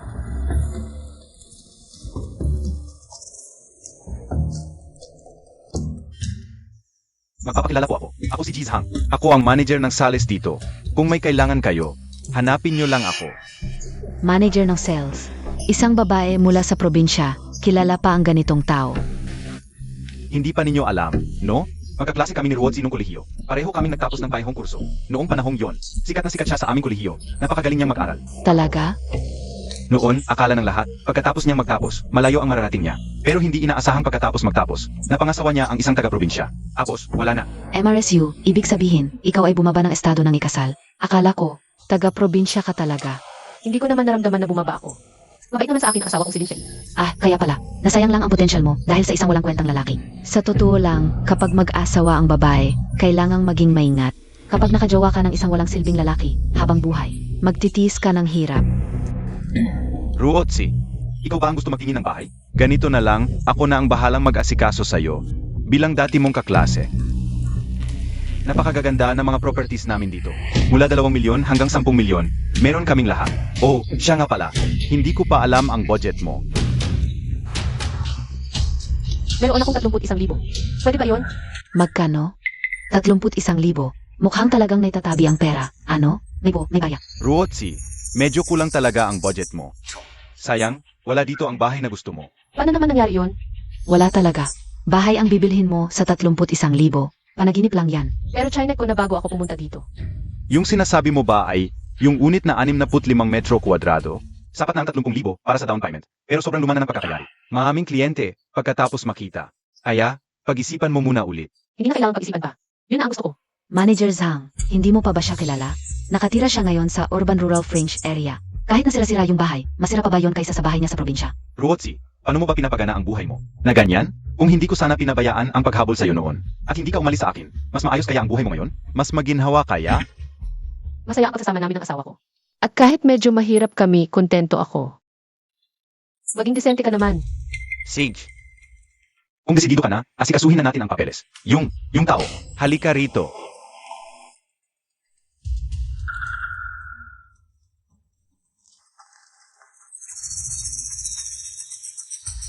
Miss, yung pinagmasdan mo kanina, yung pinakamaliit na unit, tumaas na ang presyo. Para sa down payment ngayon, kailangan ng 32,000. Ano? Pero 30,000 lang talaga ang naalala ko. Ay, pesensya na, Ruotsi. May mga maliliit na pagbabago sa presyo ng bahay sa June Group. Normal lang yon. Kaya ngayon, mukhang medyo lumampas ng kaunti sa budget mo. Di ba? Hindi naman siguro. Wala ka pang 1,000 piso. Hindi naman siguro, MRSU, di ba talaga kayang maglabas ng simpleng 1,000 piso ang pamilya ninyo?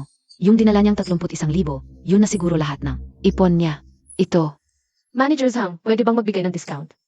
Pwede naman ang ibang discount, tulad ng mga freebies. Pero para sa presyo ng bahay, kahit ako, wala akong magagawa. Ruotsi, kung wala ka talagang pera, bakit hindi mo tawagan ang asawa mo? Padalhan kanya ng pera? Lin Feng, siya, di mo alam. Panggastos niya galing sa babaeng kumikita. Mas mabuti pang umasa sa asong nasa kalsada kaysa sa kanya. Bakit mo hinahamak ang asawa ko? Di na ba pwedeng magsabi ng totoo? Ang lalaking na pangasawa mo, isa lang talagang walang kwentang bagay. Ikaw, Ganito na lang, MRSU, medyo mahirap na talaga ang sitwasyon ng pamilya mo. Kulang magkano, kami na ang sasagot, parang hiniram lang namin sa'yo. Yung ganitong halaga, kailangan pa bang hiramin? Di pa nga ito sapat para sa isang kainan lang namin, mga asawa sa aming antas. Sa isang mamahaling restaurang kanluranin, MRSU, kung talagang kailangan mo yung 10,000 piso, bigyan na lang kita, parang abuloy. Parang, limos na lang sa pulubi. hindi na kailangan. Sino nagsabi walang pera ang asawa ko? Tatawagan ko na lang siya ngayon, papuntahin ko dito para magdala ng pera. Hello, ang tinatawagan ninyo ay pansamantalang hindi maaring makontak. Pangyaring bayaran agad ang singil sa telepono. Yung bayad sa telepono, di pa mabayaran? Yan ba ang lalaking na pangasawa mo? Naku, mahirap talagang ilawan. Nagpapakapagod para lang sa pride. Alam mo ba? May nag-imbestiga na, yung lalaking na pangasawa mo, 1 buwan. 800 piso lang ang allowance, ikaw pa ang nagbibigay. Paano kanya? Pagkakasyahin ng pera, MRSU, yung ginagawa mo, lalo lang kitang minamaliit. Alam mo na talaga, na overdue na ang telepono niya kaya sinadya mong gumawa ng paraan para di mapahiya. Yung acting mo, halatang halata. Wala yun. Yung asawa ko, nagtatanim sa likod bundok, nag-ipon din naman siya. Ng kaunting pera. Di ganyan ang iniisip nyo. Wala siyang ginagawa. Magtanim, Ruotsi, paano ko sasabihin yung asawa mo? Talagang mahirap ilarawan. Yung problema sa pamilya namin, huwag kang makialam. Tungkol sa paghiram, di namin kailangan. Yung bonus ko noong nakaraang buwan. Malapit na sigurong pumasok. Kaya ko namang tumayo sa sariling paa. Bakit di pa pumapasok? Hello, boss. Gusto ko lang sanang itanong yung bonus ko noong nakaraang buwan. Ah, si Xiaoyu, alam mo naman, pribadong ospital ito. Mahigpit ang ekonomiya ngayon. Iulat ko yung usapin mo, antayin mo na lang. Sige, maghintay ka muna. Hello, boss. Hello. Bakit walang signal? Ah, overdue na pala. Pakiloda ng 20 pisong load. Bilisan mo. Buti na lang may wifi sa bahay. 20 piso? Baka may ibang kahulugan to. Ginoong Lin? Ano? Hindi pwede. Kailangan kong sabihin agad ito kay Jilin.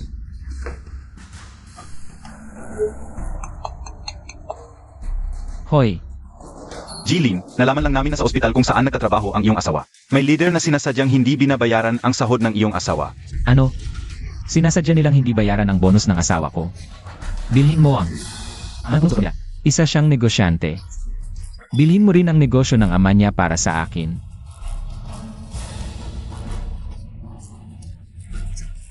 GNG, ito ba ang tinatawag mong sariling sikap? Talagang nagpamulat ito sa amin. Ganito na lang, Ruotsi, dahil hindi mo kayang ibigay ang 10,000 piso. Ako na ang mag-abono para sa iyo. Pagkatapos ng lahat, matagal na tayong magkaklase. Salamat sa kabutihan mo pero hindi na kailangan. Kaya kong humanap ng paraan. Baka humingi ng tulong sa pamilya si GNG, Nga, GNG, bakit hindi mo nabanggit? Ang iyong orihinal na pamilya Sila. ay dapat tumulong, tama na ang anak na babae ay ikinasal. Pero sa ganitong maliit na bagay, dapat kahit papaano ay tumulong sila. Di ba dapat? Ang pamilya niya ay ganoon lang, hirap na hirap. Wala silang pera. Pagkatapos ng lahat, ang anak niya ay isang taong nasa ilalim na. Hindi kayang maglabas ng 10,000 piso. Tumatanggap ng bayad ang bangko sa agrikultura. 800,000 piso. 8. 800,000. Saan galing ang pera mo? Sino ang nagpadala nito sa iyo? Napakaraming pera. Sapat na ito para sa buong bayad. Baka ito ang asawa niyang si Lin Feng. Hindi ito bonus. Ang bonus noong nakaraang buwan ay 7,900. Baka ang 800,000 ito ay... Saan galing ang pera mo? Hindi mo dapat siya binigyan ng pera. Naawa lang ako sa bata. Dahil sa kulang na 10,000, tingnan mo ang hirap na dinaranas ng anak ko. Karapat dapat siya diyan. Noong una, hindi ako sumang-ayon sa kasal. Siya ang gustong-gustong pakasalan. Ang Lin na iyon. Tingnan mo ngayon, ang buhay nila ay napakasakit. Pinagtatawanan sila ng buong bansa. Napahiya ang pamilya namin dahil sa kanya. 3 taon na, gusto mo bang talagang putulin ang relasyon ninyong mag-ama? Sinusuportahan ko ang programang ito, pero binabalaan kita. Huwag mong sasabihin ito sa Lin na iyon. Gusto kong makita ng anak ko kung ano talaga ang tunay na mukha ng taong pinakasalan niya. Sige, alam ko na. Bigay mo ang cellphone, tignan ko. Hindi na kailangan ng loan. Gusto ko full payment. Di ka pa alis para asikasuhin yan? Opo, manager.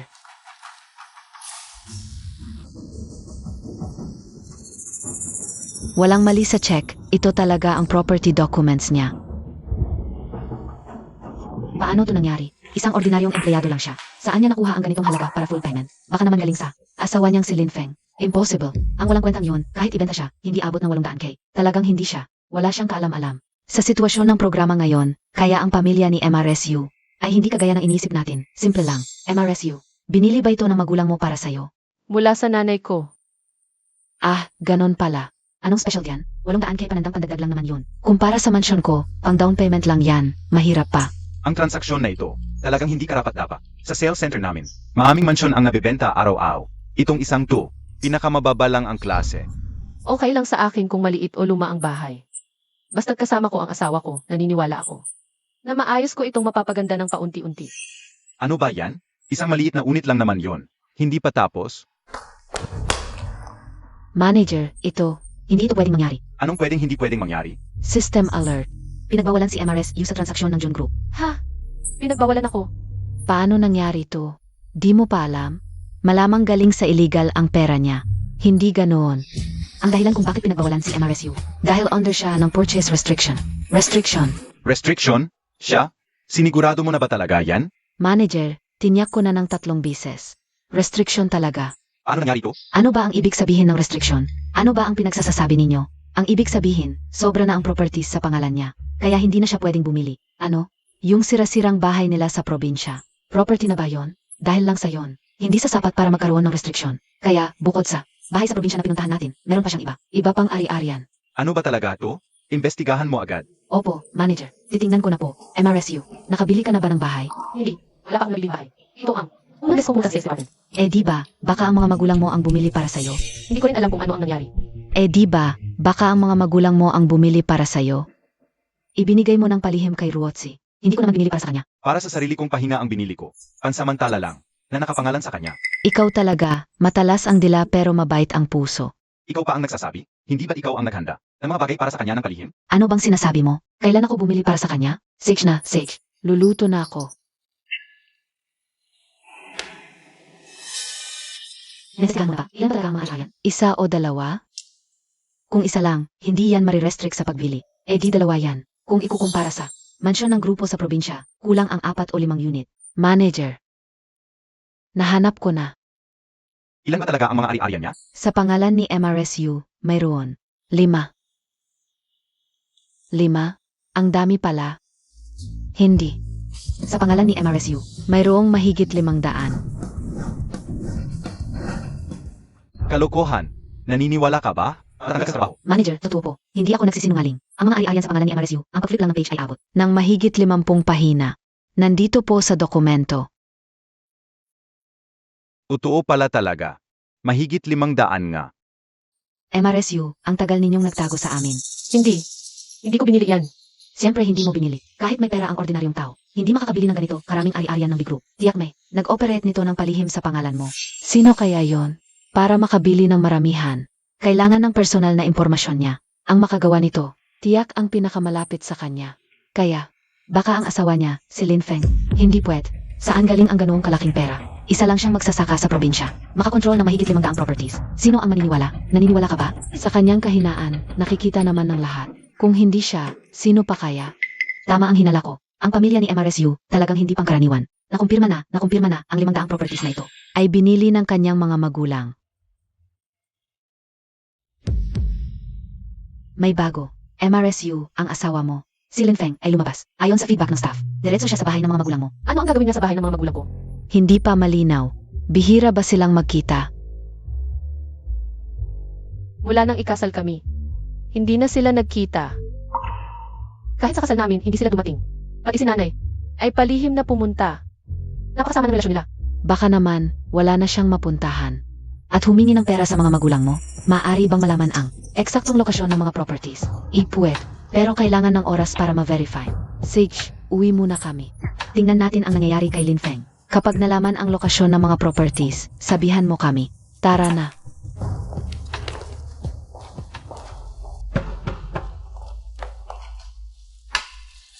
Manugang, bakit ka na parito? Pasensya na sa abala. May gusto akong pag-usapan sa mga magulang. Sino yan?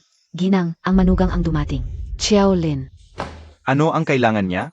Ayaw kong makita. Hala, ikaw naman. Xiao Lin, dumating ka. Halika, umupo ka. Nanay. Tatay. Bigyan mo ng tubig si Xiao Lin, Sage. Xiao Lin, bakit? Mag-isa ka lang. Hindi kasama si Ruotsi? Dapat nasa. Nanay, anong piyesta? Malapit na ang Dragon Boat Festival. Inisip ko, sana kayong mag-asawa ay umuwi. Para mas masaya. Pumunta ako rito para anyayahan kayo. Kasama ang ilang kong mga kaibigan. Para magkita-kita. At Kumain, matanda na kami. Mahina na ang tuhod, mahirap ang daan sa bangay ninyo. Natatakot akong madapa. Lin, may problema ba? Isang bagay kong gusto niya. Lalo na kay Roxy, nahirapan ka sa akin. Pero nanay, tatay, simula ngayon, ibibigay ko sa kanya ang pinakamagandang buhay. Maniwala kayo sa akin. Masaya na ako sa puso ko sa pagkasabi mo nito. Anong silbi ng pagyayabang lang? Walang aksyon? Isang lalaki, ni wala man lang. Ang pinakapangunahing seguridad sa buhay. Paano mo bibigyan ng mas magandang buhay ang anak ko? Ilang taon na sumama sa iyo ang anak ko? Ilang hirap na ang dinanas? Umalis ka. Umalis ka ngayon. Umalis ka. Ay. Umalis. Alis. Alis. Alis.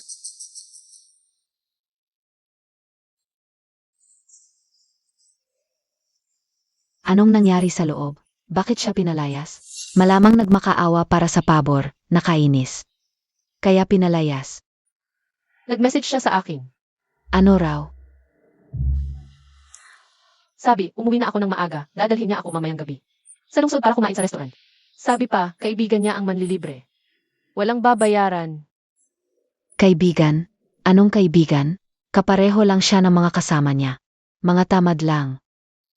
Mga kaibigan na walang kwenta. Ruotsi, sasama ka ba kay Lin Feng mamayang gabi? Siyempre, sasama ako. Huminahon ka. Talagang hindi ka sasama mamayang gabi? Sasama.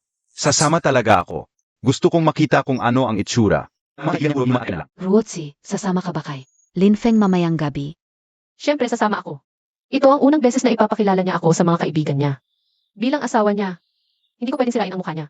Mga kaibigan lang na walang kwenta. Anong silbi ng ganoong pagkikita? Anong dapat puntahan? Kahit pa sabihin ninyong mga kaibigan na walang kwenta, sasama pa rin ako.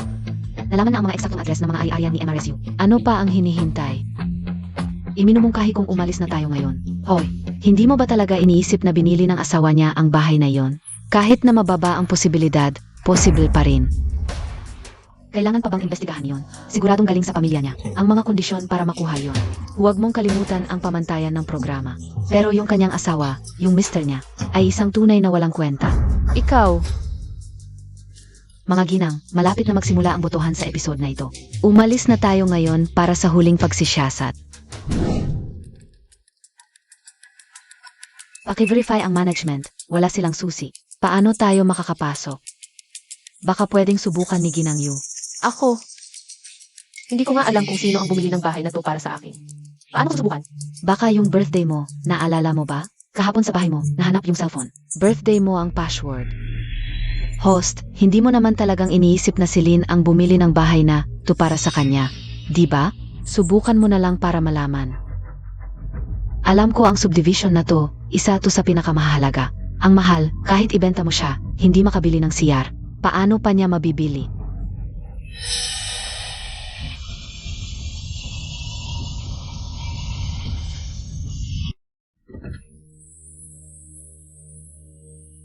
Binuksan nga. Paano nangyari to? Dapat hindi. Ibig sabihin, talagang binili ito ni Lin Feng para sa kanya? Mga kasama, kahit mahirap paniwalaan, pero mukhang ito ang bahay na binili ni Ginang Yu ng asawa niyang si Lin Feng. Paano nangyari yon? Saan siya kumuha ng pera para makabili ng ganoong kamahal na bahay? Tara, pasok muna tayo.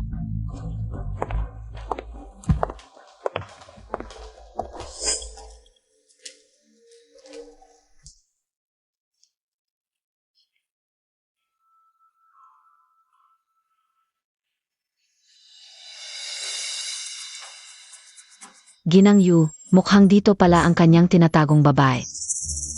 Tinatagong babae. Anong babae? Ginang Yu, hindi mo pa ba maintindihan? Yung asawa mong si Lin Feng, dati pumunta sa magulang mo, nakikiusap ng pera para bumili ng bahay. Hula ko, hindi lang isang bises, kaya nung pumunta siya, pinawi siya. Ano ba talaga ang gusto mong sabihin? Ang ibig kong sabihin, kinuha ng asawa mo ang pera nyo para mag-alaga ng babae sa labas. Ah, ganun pala. Ang tunay na mukha ni Lin Feng sa likod, napakasama. Sa matagal kong pag-record ng programa, hindi pa ako nakakaranas ng lalaking ganito kasama. Malinaw ang ebidensya, si Ginang Yu, ang asawang si Lin Feng, ay may pagkakasala. Ang asawa ko. Nagkasala?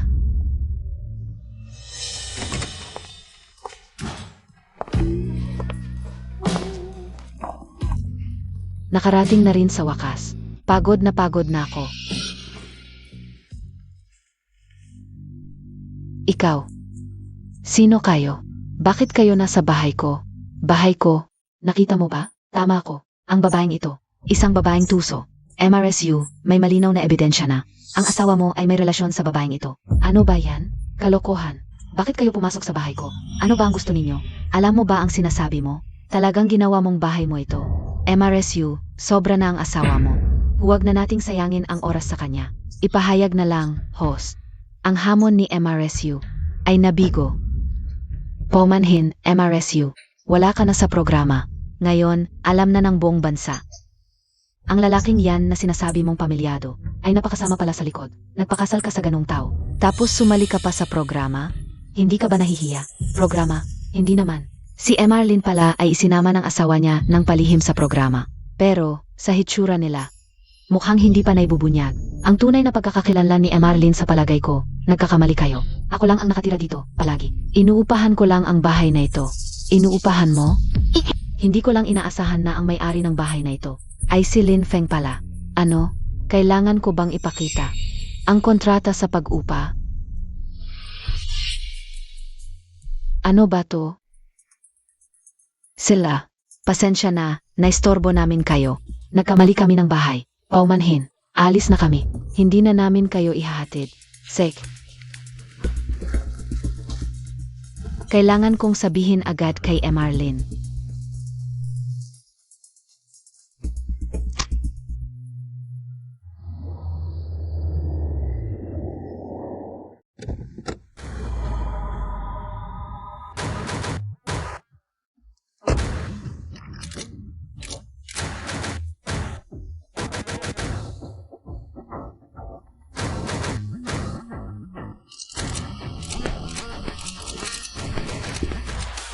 Emarlyn, naapi ka.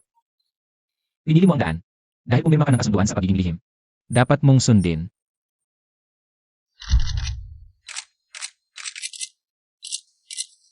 Emarlyn, simula ngayon, hindi na ito lihim. Ang pagkakakilanlan mo at ang iyong kontribusyon sa bansa ay ipapahayag ko ng mangal mamayang gabi bilang kinatawan. CJ, Tuloy po.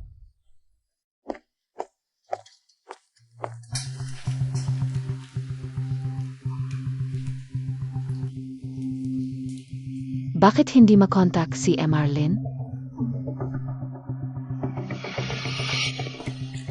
Miss, magsisimula na ang salo-salo. Dapat na kayong umalis. Sex na. Hoy, mahal? Ano? Sinabi mo bang may akademiko o yung isang iyon? Sek. Ano ang nangyari, MRS Cow? Ang asawa ko, espesyal na umuwi mula sa ibang bansa para dumalo sa isang mahalagang hapunan. Sinasabi nila, kahit yung matandang laging lumalabas sa TE ay darating. Hoy, mahal. Sek. Nakatanggap din ng imbitasyon ang pamilya namin. Paumanhin, mauna na ako.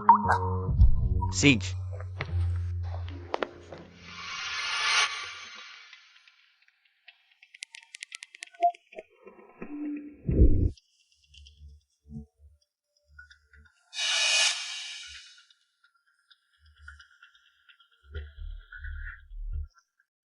Ginoong Lin, tatawag ka ba? Mayroon kaming lahat ng seguridad na naka-install dito. May signal interference. Kung tatawag ka, maaari kang lumabas ng hotel. Sige, tama. Pakiusap, Ginoong Lin, lumipat ka. Kalokohan ito. Pumunta ka, agad na alisin. Ang device na iyon. Sige, gagawin ko agad. Matandang kang. Bakit ka napaka-formal? Huwag mong takutin ang batang kasamahan. Ang mga kabataan ngayon. Ginoong Lin, hindi ikaw ang tinutukoy ko. Hindi na ako bata. Sige, tatawag lang ako. Sage,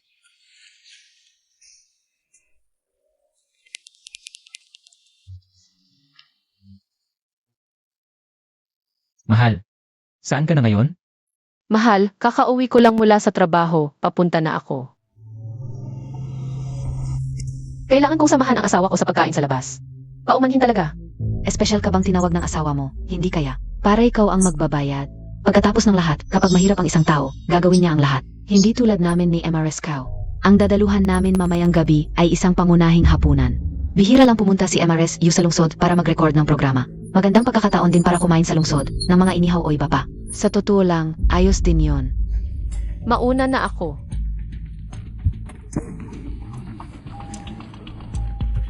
Tara na, host. Hayaan mo kami ni MRS Cow na ipakita sa mga manonood kung ano ang tunay na mundo ng mga makapangyarihan. Kung ganoon nga, swerte ng aming production team. Ano pang hinihintay natin? Tara na agad. Mahal. Bakit ngayon ka lang dumating? Bakit ka pa umiiyak? Hindi kita sinisisi. Nag-aalala lang ako baka mapagod ka sa sobrang trabaho. Paano naman nagawa ng ospital yon? Binigyan nila ng sobrang stress ang asawa ko. Huwag mong sabihin yan. Oh, mahal. Hindi ba't dadalhin mo ako sa labas? Sa daan, wala akong nakita.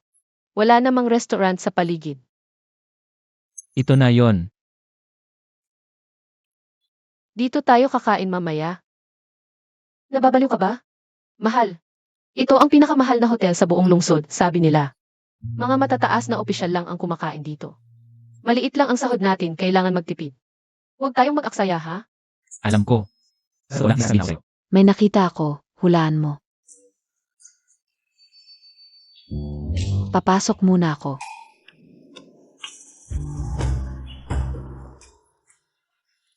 Kaibigan mo ba siya, mahal? Parang ganon. Gets ko. Siguro dahil sa kaibigan mo kaya tayo nakakain dito. Siguradong dahil sa kanya. Mamaya, huwag tayong magbigay ng abala. Sa kanya, ha? Alam mo yun. Sige, susunod ako. Tara, pasok na tayo. Eldeneth. Paumanhin, bawal ang live broadcast sa loob maliban sa mga reporter. Hayaan mo silang pumasok. Station manager, bakit ka nandito? Sa ganitong importanteng okasyon, paano ako makaka-absent? Huwag kang mag-alala. Nakausap ko na. Hindi lang live, kailangan pang palakasin ang coverage. Desisyon na mas mataas. Ang hapunan ngayong gabi. Ipapalabas sa buong bansa. Station manager, ano ba talaga ang nangyayari? Biglaan lang din ang abiso sa akin. Hindi natin mahuhulaan ang intensyon ng nasa itaas. Sabay tayong pumasok.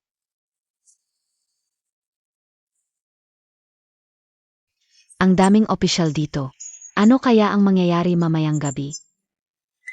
Biglaan din ang imbitasyon sa akin. Hindi ko pa alam. Tingnan mo. Siya kaya yon? Yung nasa textbook sa kolehiyo? Yung nasa libro? Bakit? Hindi nyo pa alam? Mamayang gabi, Malaking seremonya ng pagbibigay parangal, sabi nila. Isang malaking tao sa bansa ang lalantad mula sa likod. Ayo ang mga nasa production team, di ba? Narinig ko na sa asawa ko. Nice to meet you. Kahit gaano kalaki ang impluensya niya, mas malaki pa ba sa akademiko? Hindi nyo alam, normal lang yan, lalo na tungkol ito sa pinakamahalagang bagay sa taas. Sabi nila, ang misteryosong taong iyon, ang posisyon, ay higit pa sa akademiko. Mas mataas pa sa akademiko. Totoo ba yan? Sa akademya, ang pinakamataas na antas ay akademiko. Wala nang mas mataas pa dapat. Paano kung ang akademiko ay estudyante o alagad din niya? Ha? Maya-maya, kapag may pagkakataon, hihingi talaga ako ng litrato. Sandali. Anong ginagawa niyo rito? MRSU. Hindi ito ang lugar para sa'yo. Mabuti ang pakiusap ko. Sana maintindihan mo. Kayo.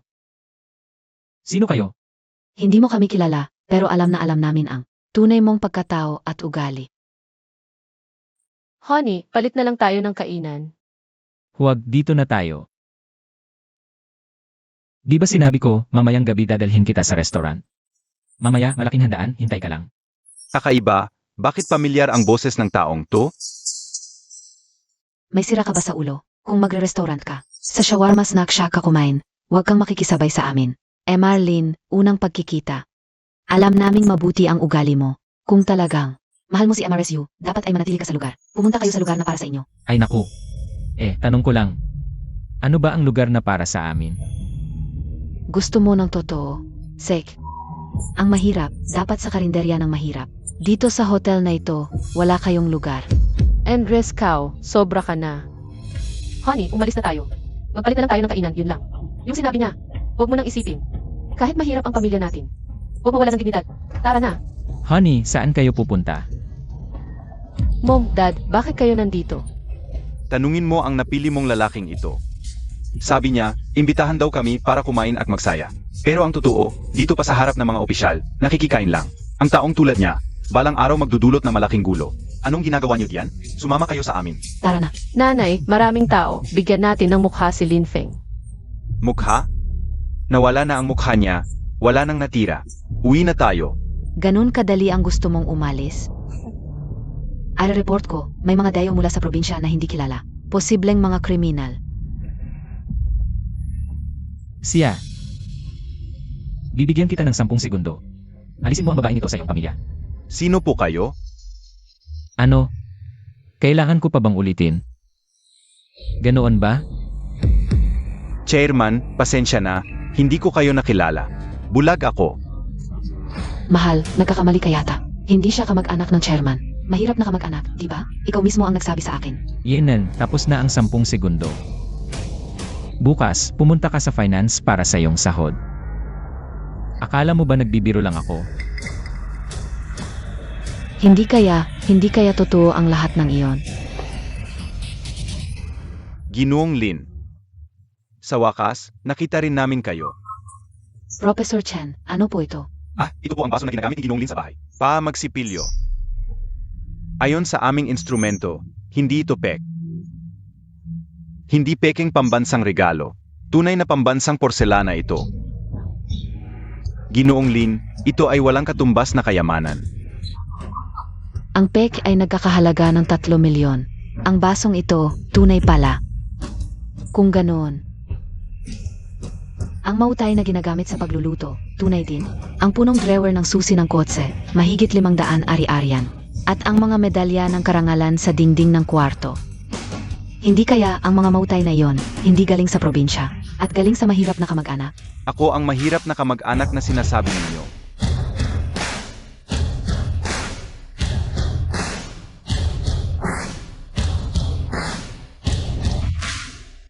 Ang matandang ito, nakita na namin siya dati. Dumating pa siya dito. Hinahanap si Lin Feng. Impossible. Wala kayong pagkakataon na makita siya, lalong hindi makakalapit. Bakit? Dahil siya ay...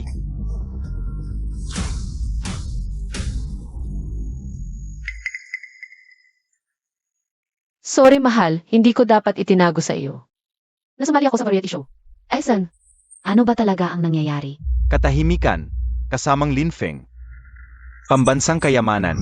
Sa panahon ng confidentiality agreement, nag-ambag sa bansa ng 100 at 69 na patent. Nagbigay ng milyon-milyong trabaho sa mga tao. Napakalaking kontribusyon. Ipinagkakaloob dito ang pambansang medalya ng pinakamataas na seremonya. Pagpupugay.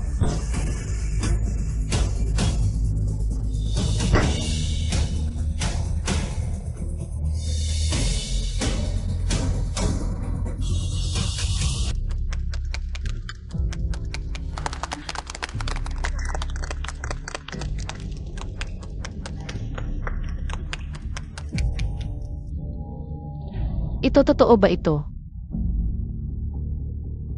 Di ba sinabi ko, ipapakilala ko ang ilan sa mga kaibigan ko? Mukhang mali ang paghuhusga natin sa kanya. Tama.